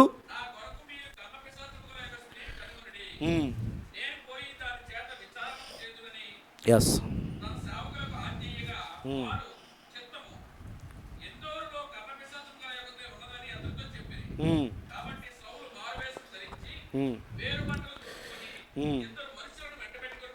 చూడండి, ఇక్కడ కార్యం జరుగుతుంది. అసలు ఈ కర్ణ పిచాచములు గలవారిని ఎవరు వెళ్ళగొట్టారు? సౌలే. ఇప్పుడు మరలా ఆ కర్ణ పిచాచం గలవారి దగ్గరికి ఎవరు వెళ్తున్నారు? అంటే కుక్క వామిటింగ్కి మళ్ళీ అది తిరిగినట్టే అనేసి లేఖనం సెలవిస్తుంది. దేన్నైతే నువ్వు వెళ్ళగొట్టావు, దేన్నైతే నువ్వు విడిచిపెట్టావు, మరలా దాని దగ్గరికి వెళ్ళడం అంటే అదే కార్యం. ఒకప్పుడు అది నీకు అసహ్యంగా ఉంది కాబట్టి నువ్వు దాన్ని విడిచిపెట్టావు, కానీ ఇప్పుడు మళ్ళీ నీవు దాని వైపు తిరిగి అదే నాకు ఎంపుగా ఉంది, అదే నాకు మంచిగా ఉంది అని చాలామంది క్రైస్తవులు ఇప్పుడు అదే చేస్తున్నారు. మొదట్లో ప్రారంభంలో ఏం చేస్తున్నాం? క్రైస్తవ్యంలోని ఉన్న ఈ ఈ క్రమాన్ని చూసి చక్కగా ఇంత క్రమం ఏంటి, ఇంతలా ఉంటుందా అని చెప్పి సంతోషంగా ఉంటారు. ఇంకా సినిమాలు, లోకము, సమస్తని అంతటిని విడిచిపెడతారు, బాగానే ఉంటారు. కానీ కొద్ది రోజులు అయ్యేసరికి, కొన్ని నెలలు, సంవత్సరాలు గడిచేసరికి మెల్లమెల్లగా ఇది చేదైపోతుంటుంది. వాక్యం చేదైపోతుంది. ప్రతిదానికి ఇది ఒక అడ్డుబండగా కనబడుతూ ఉంటుంది. అలాంటి టైంలో నువ్వేమైపోతున్నావు? నువ్వు దేన్నైతే విడిచిపెట్టి వచ్చావు మళ్ళీ దాని మీదే ఆసక్తి కలుగుతూ ఉంటుంది. చక్కగా అందులోనే ఎందుకు ఈ బాధలు, చక్కగా అలా ఉంటే ఎంత బాగుండు, ఆదివారం వస్తుంది, చక్కగా మా ఫ్యామిలీ అందరం కలిసి, ఒకప్పుడు మేము బీచ్కి వెళ్ళి వాళ్ళు అక్కడి నుంచి అలాగలా రెస్టారెంట్ చూసుకొని పిల్లలు అందరం సాయంత్రం ఇంటికి వస్తారు 10-5 చక్కగా రెస్ట్ తీసుకొని పడుకుని పోయేవాళ్ళు. అలాంటి ఒక పూట అంతా ఆదివారం ఈ చర్చి దగ్గరే గడిపాల్సి వస్తుంది అని చెప్పి కొద్ది రోజులు అయ్యేసరికి చర్చికి రావడం కూడా మానేస్తాం. చూడండి, చదవండి బ్రో.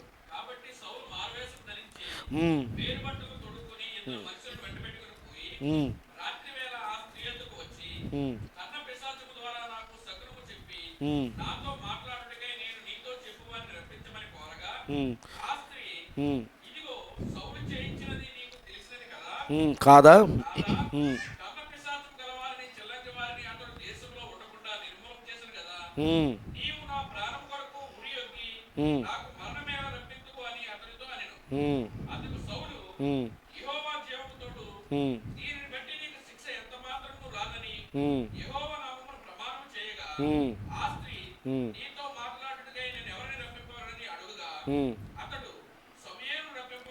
ఎందుకు ఇది చదువుతున్నాం మనం అసలు? ఈ పాతాళం, యేసు ప్రభువు కలువరి శిలువలో మరణించిన వెంటనే ఆయన పాతాళం దగ్గరికి వెళ్ళాడు అన్నారు కాబట్టి పాతాళం ఎక్కడుంది అది చూడడం కోసమే.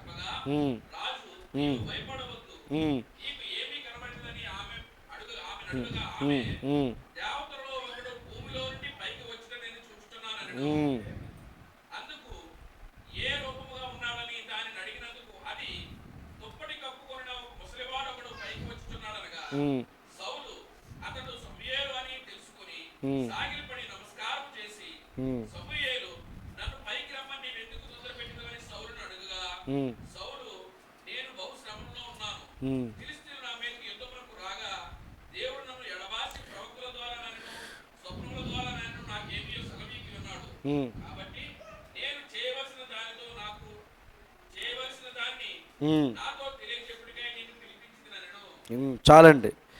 చూడండి, ఇక్కడ 13వ వచనం దగ్గర మనకు కనిపిస్తుంది, రాజు నీవు భయపడవద్దు, నీకు ఏమి కనబడినదని ఆమెను అడగగా ఆమె, దేవతలలో ఒకడు భూమిలో నుండి పైకి వచ్చుట నేను చూచుచున్నానెను. భూమిలో నుండి పైకి. సమూయేలు ఇప్పుడు ఎక్కడున్నాడు? దేవుని మహాప్రవక్త, అంతే కదండి, దావీదును అభిషేకించినటువంటి ప్రవక్త. ఆ ప్రవక్త చనిపోయిన తర్వాత ఇప్పుడు ఎక్కడున్నాడు అని భూమి కిందనే ఉన్నాడు. ఇప్పుడు పైకి, భూమిలో నుండి పైకి వస్తున్నాడు. జాగ్రత్త గమనించండి, భూమిలో నుండి పైకి రావడం అనే కార్యం గురించి ఆలోచిస్తే ఇక్కడ సమూయేలు ముసలివాడిగా కనబడుతున్నాడు.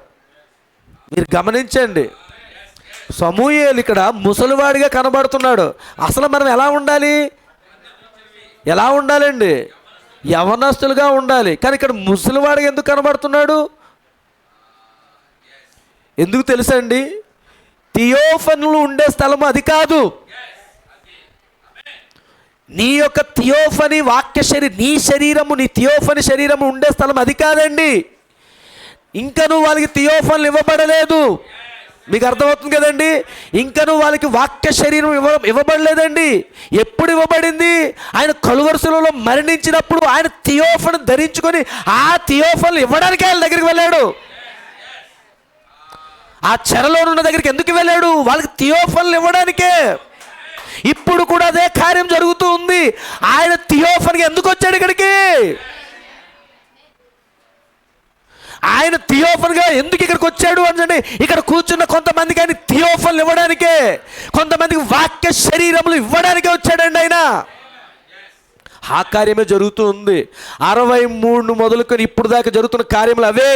ఇప్పుడు నువ్వు వాక్యం వింటుంది నీ భౌతికమైన శరీరంతో కాదు, నీ పక్కనే ఉన్న అదృశ్య శరీరము, నీ పక్కనే ఉన్నటువంటి ఇంకొక అదృశ్య శరీరము అనగా నీ థియోఫనీ, నీ వాక్య శరీరముల నుండే నీవు ఇప్పుడు ఈ వాక్యమును వింటున్నావు. నీ భౌతిక శరీరంతో నువ్వు వాక్యం వింటే ఏం జరుగుతుందో తెలుసండి? నీ పక్కన ఎవరో గోల చేస్తున్నారు అనుకోండి, పక్కన ఉన్న వాళ్ళు ఎవరో డిస్టర్బెన్స్ చేస్తున్నారు అనుకోండి, నువ్వు అది వింటుంటావు. అదే నీ వాక్య శరీరంతో వాక్యం నువ్వు వింటున్నావు అనుకోండి, అప్పుడు ఏం జరుగుతుందో తెలుసండి, పక్కన ఉన్న వాళ్ళ డిస్టర్బెన్స్ కాదు, నీవు వాక్యము. ఎందుకంటే పులిపిడి దగ్గర నుంచి వాక్యం వస్తుంది, పులిపిడి దగ్గర నుంచి థియోఫనీ మాట్లాడుతుంది. అందుకే థియోఫనీతో మాట్లాడుతూ ఉంది, థియోఫనీ వింటూ ఉంది. చాలామందికి థియోఫనీ ఉండదు కాబట్టి ఏం చేస్తారు, శరీరం అలసిపోయింది కాబట్టి మనం మోకరించలేం. ఉదయాన్నే సాయంత్రం దాకా పని చేసాం కాబట్టి శరీరం అలసిపోయింది, ఇంకా నేనేం చేయలేను, మోకరించి ప్రార్థన చేయలేను. అమ్రాము ఎకేబేన్ తెలుసు కదండి మనకి అది. మరి వాళ్ళ సంగతి ఏంటి? వాళ్ళకంటే మనం కష్టపడిపోతున్నామా? వాళ్ళకంటే మనకు కష్టాలు వచ్చాయా? మనకి ఇంత లగ్జరీగా ఉన్నాం. మనం ఒక 30-40 సంవత్సరాలు వెనక్కి వెళ్ళి చూస్తే అప్పుడు ప్రజలు ఎలాంటి జీవితాలు జీవించారు. మనం అడుగు తీసి అడుగు వేయాలంటే బండి ఉండాలి, అడుగు తీసి అడుగు వేయడానికి ఇక్కడి నుంచి పాన్ షాప్ దగ్గరికి వెళ్ళాలంటే బైక్ ఉండాలి. కానీ కిలోమీటర్లే నడుచుకుంటూ వెళ్ళేవారు. మీకు తెలుసు కదండి. నాకు తెలియదు కానీ మా నాన్నలు చెప్పేవారు, మా ఊరు నుంచి వైజాగ్ రావాలి అని అంటే మా ఊరు నుంచి ఎలాగా దేవరపల్లికి నడుచుకుంటే రావాలి. పోనీ దేవరపల్లి నుంచి ఇక్కడ సింహాచలంకి వచ్చేవారు, ఇవేవో మొక్కులు తీర్చుకోవడానికి వచ్చేవారు. ఆ వచ్చేటప్పుడు కరెక్ట్ కొత్త వలస వరకు ఏదో బండి ఏదో ఉండేదంట, వచ్చేవారు. ఆ కొత్త వలస నుంచి సింహాచలం వరకు నడుచుకునే వచ్చేవారు. ఇలా మీకు కూడా చాలామందికి ఎక్స్పీరియన్స్ ఉంటాయి మీ ఫాదర్స్ కాల్కి. కానీ చూడండి, ఇలాంటి జీవితంతో మనం ఉండి ఇంత చక్కగా హ్యాపీగా ఉన్న జీవితాలతో గడిపేసి అబ్బా చేయలేను అనుకుంటున్నాం. వాళ్ళకి తిండి కూడా దొరికేది కాదు. ఒక పూట తినేవారు, పూర్తిగా కడుపు నిండా కూడా ఆహారం ఉండేది కాదు. ఆ పూట కూడా బక్క చిక్కిపోయి ఉండేవారు, ఎముకలు గూడుతూనే ఉండేవారు. రోజు ఆ పైకి వెళ్ళి ఆ టెర్రస్ దగ్గరికి వెళ్ళి మోకరించుకొని అలసిపోయిన శరీరం వచ్చి ఆ ఉదయం నుంచి సాయంత్రం వరకు ఆ ఇటుకలు బట్టి దగ్గర పనులు చేసుకుంటూ వచ్చి ఆ ఇటుకలు కాల్చటము, ఆ అడుసు తొక్కటము, ఆ ఇటుకలు కాల్చడానికి ఆ ఎండుగడ్డి సేకరించటము, ఇవన్నీ ఈ మోసే తల్లిదండ్రులు చేస్తూనే ఉన్నారు. ఇవన్నీ చేయటము, సాయంత్రం అయ్యేసరికి మేడ మీదకి వెళ్ళిపోయి మోకరించుకొని ప్రార్థన చేయటం, ప్రభువా ఎన్నాళ్ళు ఈ శ్రమలు, ఎన్నాళ్ళు ఈ ఇరుకులు, ఎన్నాళ్ళు ఈ బానిసత్వము. అందుకే అంటున్నాడు యేసు ప్రభు వారు కూడా, ఆయన కలువరి శిలువలోని ఆయన శిలువలోనికి వెళ్ళక మునిపే గెత్సెమనే తోట దగ్గర ఉంటున్నప్పుడే తన శిష్యులతో చెప్పాడా లేదా? ఏమంటాడు? ఒక గంటైనను ప్రార్థించలేరా, ఒక గంటైనను మోకరించలేరా అంటున్నాడు. ఆయన జరగబోతున్న ఈవెంట్ ఆయన చూస్తున్నాడు.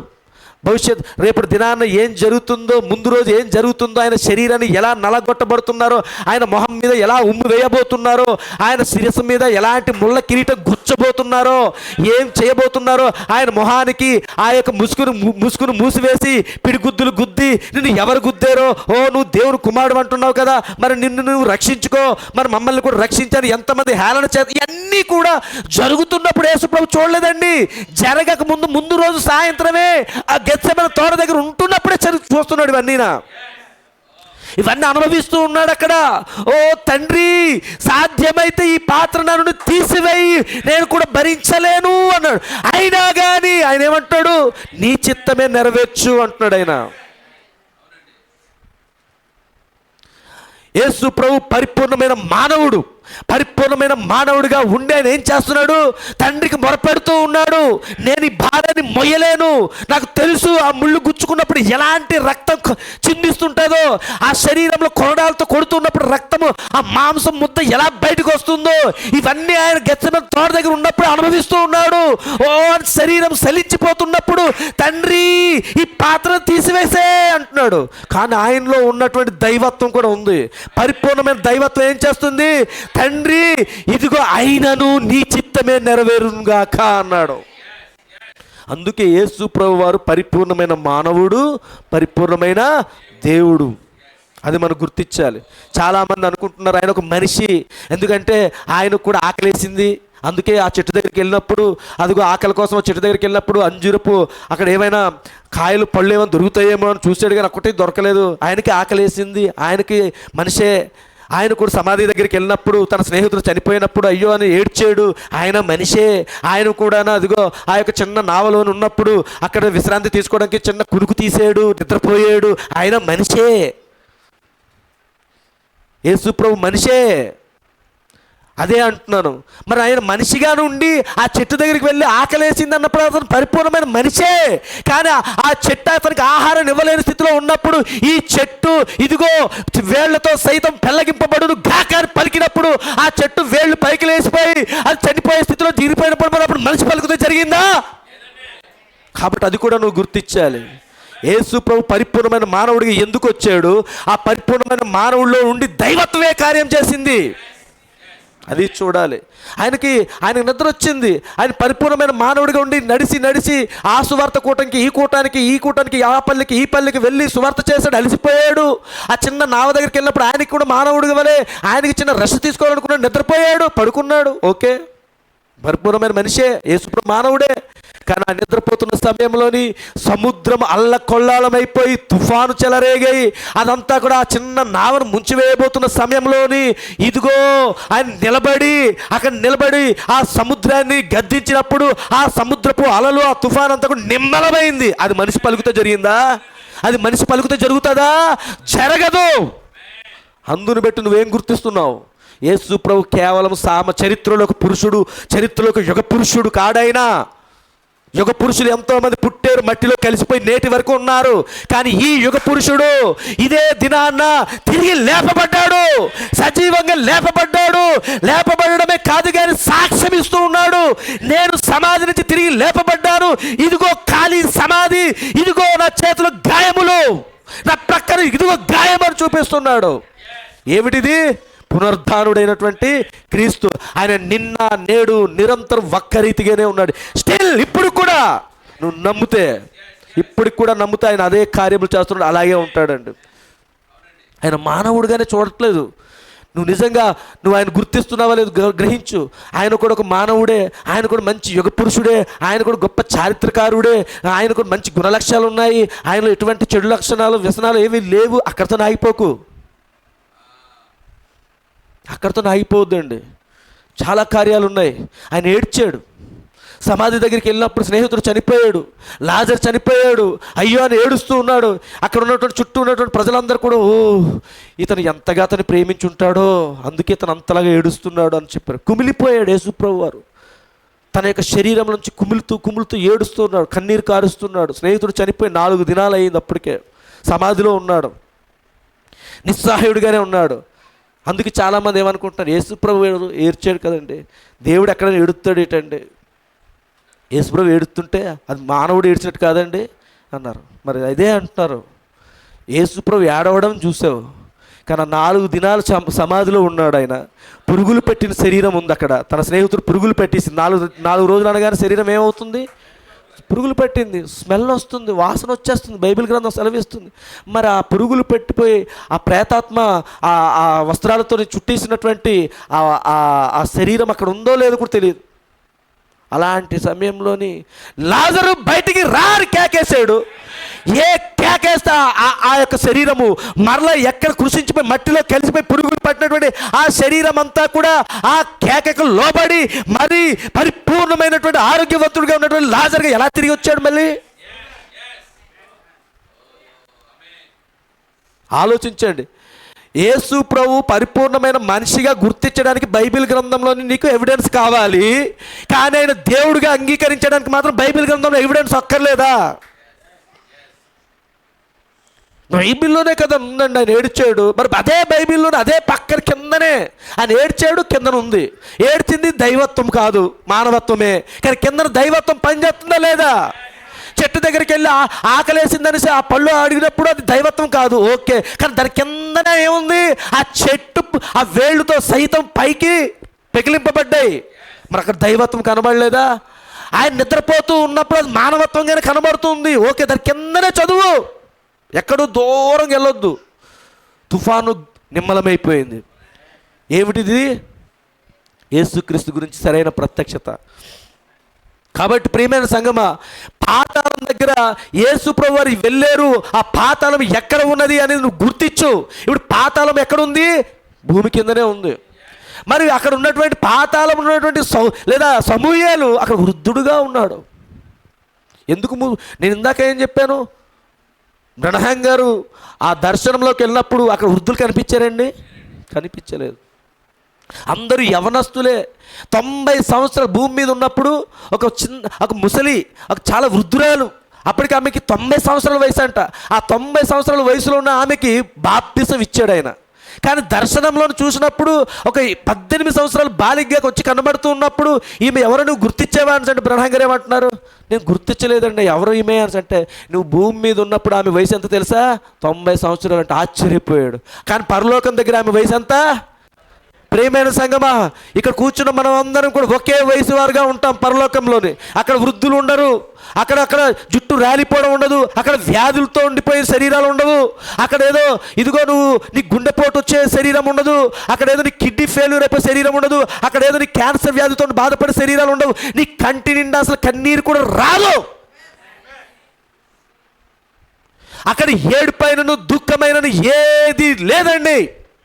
ఉన్నది కేవలం దైవికమైన ప్రేమ తప్ప అక్కడ ఏమీ లేదు. అదే ఉంది అలాంటి వాతావరణం. కానీ ఇక్కడ సమూయేలు చుట్టూ వృద్ధుడుగా ఎందుకున్నాడు? కారణం ఒకటే, అక్కడ వాళ్ళు చెరలోని బందీలుగా ఉన్నారు. కొంతకాలం అక్కడ విశ్రాంతి తీసుకుంటూ ఉన్నారు వాళ్ళు. అది వాళ్ళ విశ్రాంతి స్థలము, పరిశుద్ధులు తీసుకునే విశ్రాంతి స్థలము, అలాగే ఈ దురాత్మలు తీసుకున్నటువంటి విశ్రాంతి 2 స్థలాలు ఉన్నాయి. కానీ వారు థియోఫనీ ఉండే స్థలం అది కాదు. థియోఫనీ 6వ పరిమాణంలోనే ఉన్నాయి. యేసు ప్రభు వారు ఆయన చెప్తూ ఉన్నాడు కదా, ఇదిగో నేను తండ్రి యొద్దకు వెళుతున్నాను, అక్కడ అనేకమైన నివాసములు కలవు అన్నాడు. ఆయన వెళుతున్నది తండ్రి యొద్ద అంటే పాతాళ దగ్గర కాదు, పరలోకంలోని దేవుని సింహాసనం కంటే కొంచెం కిందన ఉన్నది 6వ పరిమాణము. 6వ పరిమాణమే పరదైస్. చూసారండి. అయితే వీళ్ళు ఎందుకు అక్కడ ఉన్నారు? అక్కడ ఆ సమయంలో వాళ్ళు ఇంకా వృద్ధుడిగానే ఎందుకున్నారు? వాళ్ళకి ఇంకా అక్కడ ఏం జరిగింది అని అంటే, అక్కడ వారికి పాపములు క్షమించబడలేదు. మీకు అర్థమవుతుందండి? అందరూ పట్టుకుంటున్నారా? జాగ్రత్తగా గమనించండి. ఈ పాతాళంలో 2వ భాగంలో ఉన్న పరిశుద్ధుల యొక్క పాపములు క్షమించబడలేదు. అక్కడ వారి పాపములు కప్పివేయబడ్డాయి. రెండిటి తేడా తెలుసుకోవాలి. క్షమించబడడం వేరు, కప్పివేయడం వేరు. పాపమునకు క్షమాపణ దేని దగ్గర ఉందంటే రక్తం దగ్గరే. అర్థమవుతుంది కదండి? పాపమునకు క్షమాపణ కేవలము రక్తము ద్వారా మాత్రమే జరుగుతుంది. కాబట్టి ప్రియమైన సంగమ, పాత నిబంధనలో ఉన్నటువంటి భక్తులందరూ, ఆదాము మొదలుకొని ఆ పాత నిబంధన భక్తులు, పరిశుద్ధులందరూ కూడా వాళ్ళు రక్తం కింద, ఏ రక్తం కింద? గొర్రెల యొక్కయు, మేకల యొక్కయు, ఎడ్ల యొక్కయు రక్తం కిందనే ఉన్నారు. వాళ్ళు పాపం చేశారు. వ్యభిచారం చేసిన వాళ్ళు ఉన్నారు, దొంగతనాలు చేసిన వాళ్ళు ఉన్నారు, కోపపడిన వాళ్ళు ఉన్నారు, మరి పొరుగు వారి యొక్క ఆస్తులను అపహరించిన వాళ్ళు వాళ్ళ మధ్యలో ఉన్నారు. వాళ్ళందరూ ఉండి వాళ్ళ తప్పులు తెలుసుకున్నారు. కొంతమంది తెలుసుకుని ఏం చేశారు? యాజకుడి దగ్గరికి వచ్చి మేక పిల్లని తెస్తున్నారు. అయ్యా, నేను తప్పు చేశానయ్యా, నేను ఒక నా పొరుగు వారి యొక్క పొలాన్ని నేను దొంగిలించానయ్యా, నా పొరుగు వారి యొక్క ఆస్తిని దొంగిలించానయ్యా, ఇదిగో నా పొరుగు వారిని భార్యను ఆశించానయ్యా, ఇదిగో అని చెప్పి వ్యభిచారం చేశారయ్యా.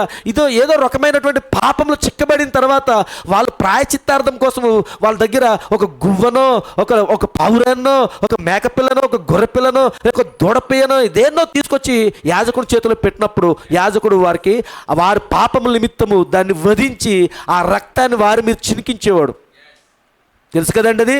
అయితే ప్రియమైన సంగమా, ఆ గొర్రెల రక్తము, ఆ మేకల రక్తము, ఆ ఎడ్ల రక్తము, దానివల్ల ఆ మనిషి చేసిన పాపము పోదు. ఎందుకు పోదు? కారణం ఏమిటి? ఆ గొర్రె రక్తము, ఆ ఎడ్ల రక్తం యొక్క ఆ రక్తము ద్వారా ఆ వ్యక్తి యొక్క పాపము పోదు, కానీ కొంతకాలము ఆ పాపము కప్పివేయబడుతుంది, ఆ రక్తం ద్వారా కప్పివేయబడుతుంది. ఎందుకు పోవట్లేదు? ఎందుకు ఒక మనిషి ఆ గొర్రెల రక్తంలో నుంచి ఒక మనిషి పాపం తీసే శక్తి ఎందుకు లేదు? ఆ మేకల రక్తంలో నుంచి ఒక మనిషి పాపం తీసివేయడానికి శక్తి ఎందుకు లేదు అని అంటే, ప్రియమైన సంగమా, ఆ జంతువులకి ఏమి లేదు? ఆత్మ లేదు. మనిషికి జంతువుకు ఉన్న డిఫరెంట్ అదేనండి. ఆత్మ కలిగిన జంతువులు మన జంతువులు అని సైన్స్ చెప్తుందా లేదండి? మనము మమ్మల్స్ మన సైన్స్ చెప్తుంది. కాబట్టి మనం పాలిచ్చు జంతువులమై ఉన్నాం కాబట్టి వేడి రక్తం కలిగిన జంతువులుగా మనం ఉన్నాం. కానీ మనకి పక్కన ఉన్నటువంటి ఆవులు, దూడలు, మేకలు, ఎన్ని జంతువులకి మధ్య ఉన్న తేడా ఏమిటి అంటే, వాటికి శరీరం ఉంది, మనకి శరీరం ఉంది, వాటికి ప్రాణం ఉంది, మనకి ప్రాణం ఉంది, కానీ మనకున్న ఆత్మ వాటికి ఉండదు.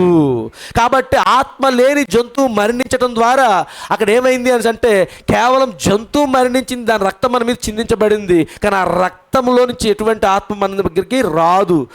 ఏం రావాలి అంటే నీ పాపములను తీసివేయాలి అని అంటే ఆత్మ కలిగిన జంతువు చనిపోవాలి. ఆత్మ కలిగిన జంతువు చనిపోవాలి. కానీ జంతువు చనిపోతే నీ పాపానికి ప్రాయచిత్తం జరగదు. బైబిల్ లేఖనం సెలవిస్తుంది, సమీప బంధువుడు విమోచన కార్యం చేయవలసినది ఎవరు? నీ ఆస్తి ఒకవేళ ఎవరి దగ్గరైనా తాకట్టు పెట్టావనుకోండి, నీ ఆస్తి ఎవరి దగ్గర తాకట్టు పెట్టినప్పుడు దాన్ని విడిపించుకునే సామర్థ్యం నీ దగ్గర లేనప్పుడు వచ్చినప్పుడు నీ పొరుగువాడు ఎవరో ఉన్నాడు, నీ ఇరుగు పొరుగు వాళ్ళు ఎవరో ఉన్నారు, కొద్దిగా ఆస్తి పరులు ఉండొచ్చు, వాళ్ళు వచ్చి ఒరే నువ్వు ఎలాగా విడిపించుకోవట్లేదు కదరా, ఇదిగో ఇన్ని సంవత్సరాలు అయిపోతుంది, ఆ ఆస్తిని నేనైనా విడిపిస్తాను అని అంటే చట్టం ఒప్పుకోదు. విడిపించడానికి ఇచ్చినటువంటి చట్టం ఏమిటి అని అంటే, ఈ విడిపించుకోలేని వ్యక్తి ఎవరైతే ఉన్నారో ఆ వ్యక్తికి సంబంధించిన బంధువు ఎవడో ఒక వ్యక్తి అయితేనే దాన్ని విడిపించడానికి అర్హత కలదు. కాబట్టి ఇప్పుడు పాపిగా ఉన్న ఈ మనిషి యొక్క పాపమును తీసివేయాలి అంటే జంతువు వచ్చి తీయలేదు, మనిషి రూపంలో ఉన్నటువంటి అలాంటి మనిషే వచ్చి పాపం తీయాలి. కాబట్టి మనిషికి సమీప బంధువుడుగా సర్వశక్తి గల దేవుడు ఏ మానవుడు సమీపింపరాని తేజస్సులో ఉండి ఆ గొప్ప దైవత్వము రక్త మాంసాలు కలిగిన శరీరంలోనికి వచ్చి యేసుక్రీస్తు అనే శరీరంలో నివసించి ఇప్పుడు ఇదేం చేసింది అంటే నీ పాపము నా పాపము కోసము ఆ కలువరి శిలువలో బలియాగమయ్యాడు. కాబట్టి ఆయన చనిపోయినప్పుడు ఆయన రక్తంలో ఉన్నటువంటి ఆత్మ లేదా ఆయన శరీరంలో ఉన్నటువంటి ఆత్మ ఇప్పుడు ఎవరైతే అంగీకరిస్తున్నారో, క్రీస్తు రక్తం ద్వారా పాపములు పోతాయని ఎవరైతే అంగీకరిస్తున్నాడో వారిలోనికి ఆత్మ ప్రవేశించి నీతిమంతుడుగా పరిశుద్ధపరిచి నిత్య జీవానికి వారసులుగా మిమ్మల్ని తీసుకుని వెళ్తుందండి. అది గొర్రెలు చేయలేవు, అది మేకలు చేయలేవు, అవి ఎడ్లు చేయలేవు, దూడలు చేయలేవు. కాబట్టి ప్రియమైన సంగమా, ఏం జరుగుతుంది చూడండి. అక్కడ ఆ కారణమును బట్టే ఈరోజు యేసుక్రీస్తు అనే నరుడు కలువరి శిలువలో మరణించాడు. యేసుక్రీస్తు అనే దేవుడు ఈస్టర్ దినాన్ని తిరిగి లేచాడు అనమాట. మీకు అర్థమవుతుంది కదండి. యేసుక్రీస్తు అనే నరుడుగానే చనిపోయాడండి. ఆయనలోని ఏమాత్రం ఇంతైనా అణువైన దైవత్వం కలువరి శిలువలో ఉండి పనిచేసినట్లయితే ఆయన మరణించడు. ఆయన మరణించలేడు కూడా. దేవుణ్ణి ఎవరండి చంపేస్తారు? అందుకోసమే ఆ క్షణాన్న తండ్రి కూడా అతని వైపు చూడలేదని లేఖనం సెలవిస్తుంది. ఆ గొప్ప యెహోవా కూడా కలువరి శిలువలో ఆయన ఎలా నలగొట్టబడుతున్నాడో ఏంటి ఆ కార్యమును ఆయన కూడా ఆయన మాత్రమే కాదు, సృష్టి యావత్తు కూడా చూడలేకపోయింది. సూర్యుడు అంతవరకు వెలిగిస్తున్నటువంటి సూర్యుడు మధ్యాహ్నం 12 గంటల నుంచి మొదలుకొని ఆయన ప్రాణం విడిచిపోయి 3 గంటల వరకు కూడా సూర్యుడు కూడా నలుపైపోయాడు. చెట్లు, ఆ చుట్టుపక్కల ఉన్నటువంటి వాతావరణము, ఆ కొండల బండలన్నీ బ్రద్దలైపోయి భూకంపమే వచ్చింది. ఎందుకంటే ఆయన మరణానికి ఎవరూ సహకరించలేదు. తండ్రి వచ్చాడేమో అనుకున్నారేమో, రాలేదు. సరేండి, అలాంటి పరిస్థితి ఇది. కాబట్టి ప్రియమైన సంగమా, అటువంటి గొప్ప దైవనరుడు కలువరి శిలువలో మరణించి 3వ దినాన్ని ఇప్పుడు ఈ రోజున ఆయన తిరిగి లేపబడ్డాడు. ఈ మధ్యకాలంలో జరుగుతున్న ఈవెంట్ చూస్తున్నాం మనం. అర్థమవుతుంది కదండి. ఆయన పాతాళంలోకి వెళ్ళాడు. ఆయన ఆ పాతాళంలో ఉన్నటువంటి ఆ పరిశుద్ధుల దగ్గర ప్రవేశించాడు. పరిశుద్ధుల దగ్గరికి ఎందుకు వెళ్ళేటప్పుడు అక్కడ అందరూ కూడా ఏ కాలం ఎలాగైతే ఉన్నారో అలాగే ఉన్నారు. చూడండి, సమూయేలుకి ఇంకా ఆ దుప్పటితోనే ఉన్నాడు. చూసారండి, ఇవన్నీ అలాగే ఉన్నాయి. కానీ ఇప్పుడైతే యేసు ప్రభు వారు వెళ్ళిన తర్వాత ఆ డ్రామా మనకు తెలుసు. మరి నేను అది మనకు చెప్పట్లేదు. దేవుని చిత్తం అది ఆల్రెడీ మనకి అందరికీ తెలుసు. అది గొప్ప అద్భుతమైన అది కార్యం అండి. అక్కడ జరుగుతున్న ఏ కార్యం కూడా అది అక్కడ జరిగింది కాదు, ఇప్పుడు మన జీవితంలో జరుగుతూ ఉన్నది. నిజ స్వరూపంలో అది ఒక ఛాయారూపకంగా అక్కడ జరిగింది, కానీ ఇప్పుడు యథార్థంగా నిజ స్వరూపంలో ఇప్పుడు జరుగుతూ ఉంది. చూస్తున్నారా? ఆయన పాతాళం దగ్గరికి వెళ్ళి ఆ పాతాళం యొక్క పరిశుద్ధులు నివసించే స్థలం దగ్గరికి వెళ్ళినప్పుడు అప్పటికే ఆయన చేతిలో ఏమున్నాయి? మరణం యొక్కయు పాతాళ లోకం యొక్క తాళపు చెవులు ఆల్రెడీ కలిగే ఉన్నాడు. అంతే కదండి. ఆయన పట్టుకుంటూ వచ్చి తలుపు తడుతూ ఉన్నప్పుడు ఆ తలుపును తీశారు. ఎవరు తీస్తున్నారు? మొట్టమొదటిగా అబ్రహాం తీశాడు. అబ్రహామే తీసాడు. అబ్రహాం తీసి ఆయన చూస్తూ ఉన్నాడు. చూడండి, వచ్చిందేమో అక్కడికి వాక్య శరీరంలో ఉన్నటువంటి యేసుక్రీస్తు. అబ్రహాము కాలంలోని వాక్య శరీరం. అబ్రహాము కాలంలో యేసుప్రభు ఉన్నాడా? లేడు. దానియేలు కాలంలో యేసుప్రభు ఉన్నాడా? లేడు. చూసారా, యెహెజ్కేలు కాలంలో యేసుప్రభు ఉన్నాడా అంటే లేడు. ఆనోకు కాలంలో యేసుప్రభు ఉన్నాడా? లేడు. చూడండి, ఇలా లేకపోయినా కానీ ద్వారం లోపలికి ఎంటర్ అయిన వెంటనే అబ్రహాము ఇతను ఎవరని గుర్తిస్తున్నాడు. హల్లెలూయా. మోషే ఇతను ఎవరనేది గుర్తిస్తున్నాడు. యెహెజ్కేలు ఇతను ఎవరనేది గుర్తిస్తున్నాడు. అక్కడ దానియేలు ఇతను ఎవరనేది గుర్తిస్తున్నారు. షద్రకు, మేషకు, అబేద్నెగోలు ఇతను ఎవరనేది గుర్తిస్తున్నారు. చూడండి, ఆయా కాలాల్లో వాళ్ళు ఉన్నారు. అందరూ ఒకే కాలంలో ఉన్న మనుషులు కారు. మళ్ళీ అబ్రహాం యుగం వేరు, మోషే యుగం వేరు, దానియేలు యుగం వేరు. చూసారండి, ఇలాంటి వేరు వేరు కాలాల్లో ఉండి ఆయన చూస్తున్న మనిషి మాత్రం ఒక్క ఆయన వస్తున్నాడు. కానీ వాళ్ళు పొందుకుంటున్న ప్రత్యక్షత వేరువేరుగా ఉంది. ఏమిటది? నీ భాగమును నువ్వు పొందుకొనుటై ఉన్నది. ఈ పులిపిడి దగ్గర నుంచి దేవుడు ఒక వ్యక్తిగానే మాట్లాడొచ్చు. ఇక్కడ కూర్చున్న మీ అందరికీ దేవుడు ఒక్కొక్క రీతిగా దర్శిస్తూ ఉన్నాడు. అబ్రహాం చూస్తున్నప్పుడు మమ్రే దగ్గర చూసిన క్రీస్తును చూస్తూ ఉన్నాడు. హల్లెలూయా. దానియేలు చూస్తూ ఉన్నప్పుడు సింహాల బోను దగ్గర కనబడుతున్నటువంటి క్రీస్తును చూస్తూ ఉన్నాడు. లేదా దానియేలు చూస్తూ ఉన్నప్పుడు చేతి సహాయం లేని ఆ గొప్ప రాయిగా దిగొస్తున్నాడు. అబ్రహాం ఇక్కడే ఉన్నాడు, ఇక్కడే దానియేలు ఉన్నాడు. కానీ అబ్రహాం చూస్తున్నాడు, మమ్రే దగ్గర ఉన్నటువంటి క్రీస్తును చూస్తున్నాడు. దానియేలు చూస్తూ ఉన్నప్పుడు చేతి సహాయం లేని క్రీస్తును చూస్తున్నాడు. ఆ పక్కనే ఉన్నటువంటి యెహెజ్కేలు ఉన్నాడు. యెహెజ్కేలు చూస్తూ ఉన్నాడు, పక్కనే ఉన్నారు. కానీ యెహెజ్కేలు చూస్తున్నప్పుడు ఎలా కనబడుతున్నాడు? ఆయన చక్రము లోపల చక్రంగా కనబడుతూ ఉన్నాడండి. హల్లెలూయా. అదే జరుగుతుంది. ప్రియమైన సంగమా, ఈ మధ్యాహ్న కాల సమయంలో పులిపీడి దగ్గర నుంచి ఆయన నీతో మాట్లాడుతూ ఉన్నప్పుడు నీకు కూడా పక్కన ఉన్నవాడికే ఆయన నువ్వు అబ్రహాం అయినట్టయితే అబ్రహాంగా నీకు అర్థమవుతుంది. నువ్వు ఒకవేళ సారా అయినట్టు సారాకి ఎలాగైతే ప్రత్యక్షత వచ్చింది అలాగే అర్థమవుతుంది. నువ్వు ఒకవేళ దానియేలు అయితే దానియేలుకి ఎలాంటి ప్రత్యక్షత వచ్చింది అలాగే అర్థమవుతూ ఉంటుంది. నువ్వు ఒకవేళ షద్రకు, మేషకు, అబేద్నెగోలు అయినట్టయితే నాలుగో వ్యక్తిగా ఆయన ఇక్కడ మాట్లాడుతూ ఉంటాడు. నువ్వు అనుకోవచ్చు, షద్రకు, మేషకుల కాలంలో ఆ రోజు వచ్చారు కదా అని పక్కన చెప్తుంటే లేదు లేదు లేదు ఆ రోజు మమ్రే దగ్గర ఉన్నప్పుడు చూసని నువ్వు అనుకోవచ్చు. కానీ ప్రియమైన సంగమా, నీ శిరస్సు, నువ్వు క్రీస్తు అనే శిరస్సు కింద వచ్చినప్పుడు మీ అందరూ ఆయా కాలంలో పొందుకున్న ప్రత్యక్షత అంతా కలిసి క్రీస్తు శరీరంగా మార్చబడుతుంది. ఈ కార్యాలన్నీ కూడా జరుగుతున్నాయండి. ఇవన్నీ ఎక్కడ జరుగుతున్నాయి? 36 గంటల్లో జరుగుతుంది. ఈస్టర్, గుడ్ ఫ్రైడే మొదలుకొని ఈస్టర్ వరకు జరుగుతుంది. కాబట్టి మరి సమయం కొంచెం ఉంది, ఇంకా ఒక పావు గంట ఉంది. కొద్దిగా ముందుకు వెళ్దాం. ఇంకా మరి నేను స్టార్టింగ్లోనే చెప్పాను మీకు, ఈ ఈవెంట్స్ అన్నీ కూడా చరిత్రలో జరిగిపోయినాయి కావండి, మరలా ఇప్పుడు జరుగుతూ ఉన్నాయి. ఇదే రోజున చెప్పాను కదండి, ఇదే గుడ్ ఫ్రైడేకి 2 రోజుల ముందు గుడ్ ఫ్రైడే రోజున అక్కడ జరిగింది, భూకంపం వచ్చింది. మనకి కూడా అదే భూకంపం చిన్న చిన్న సిమ్టమ్స్గా చూపించింది. ఈరోజు న్యూస్ కూడా మనకు చిన్న చిన్న సిమ్టమ్స్గా కనబడుతుంది. భూకంపం వచ్చింది. చూసారండి, కార్యములన్నీ అవే జరుగుతూ ఉన్నాయి. రిపీటెడ్గా అవుతూనే ఉన్నాయి. కానీ మనం ఎక్కడున్నాం? నిజంగా ఇప్పుడు మనం ఎక్కడున్నాం? ఆ రెండిట్లో ఎక్కడో దగ్గర ఉంటాం మనం. ఈరోజు నువ్వు డిసైడ్ చేసుకోవచ్చు, నువ్వు ఉన్నది పరిశుద్ధులు నివసించే స్థలం దగ్గర ఉన్నావా, లేదా ఇదిగో ఆ దెయ్యము, ఆ అపవాది నివసిస్తున్న స్థలం దగ్గర ఉన్నావా? ఆలోచించుకోండి. కానీ ఇక్కడ జరుగుతున్న కార్యం, ఎప్పుడైతే యేసు ప్రభు వారు అక్కడున్న వాళ్ళందరికీ వాక్య శరీరాలు అందించారు, వాళ్ళంటనే రెప్పపాటు మార్పు చెందారు. వాళ్ళు ఎప్పుడు థియోఫల్లోకి ఎంటర్ అయిపోయారు, వాక్య శరీరంలోకి ఎంటర్ అయ్యారు. అక్కడ ముసీలుగా ఉన్నటువంటి సమూయేలు ఇంక అక్కడ లేడు. ఇప్పుడు ఆ దుప్పటిని విడిచిపెట్టేశాడు, ఆ చేతికర్రను విడిచిపెట్టేశాడు. చూసారండి, ఈ కార్యములు జరుగుతూ ఉన్నాయి.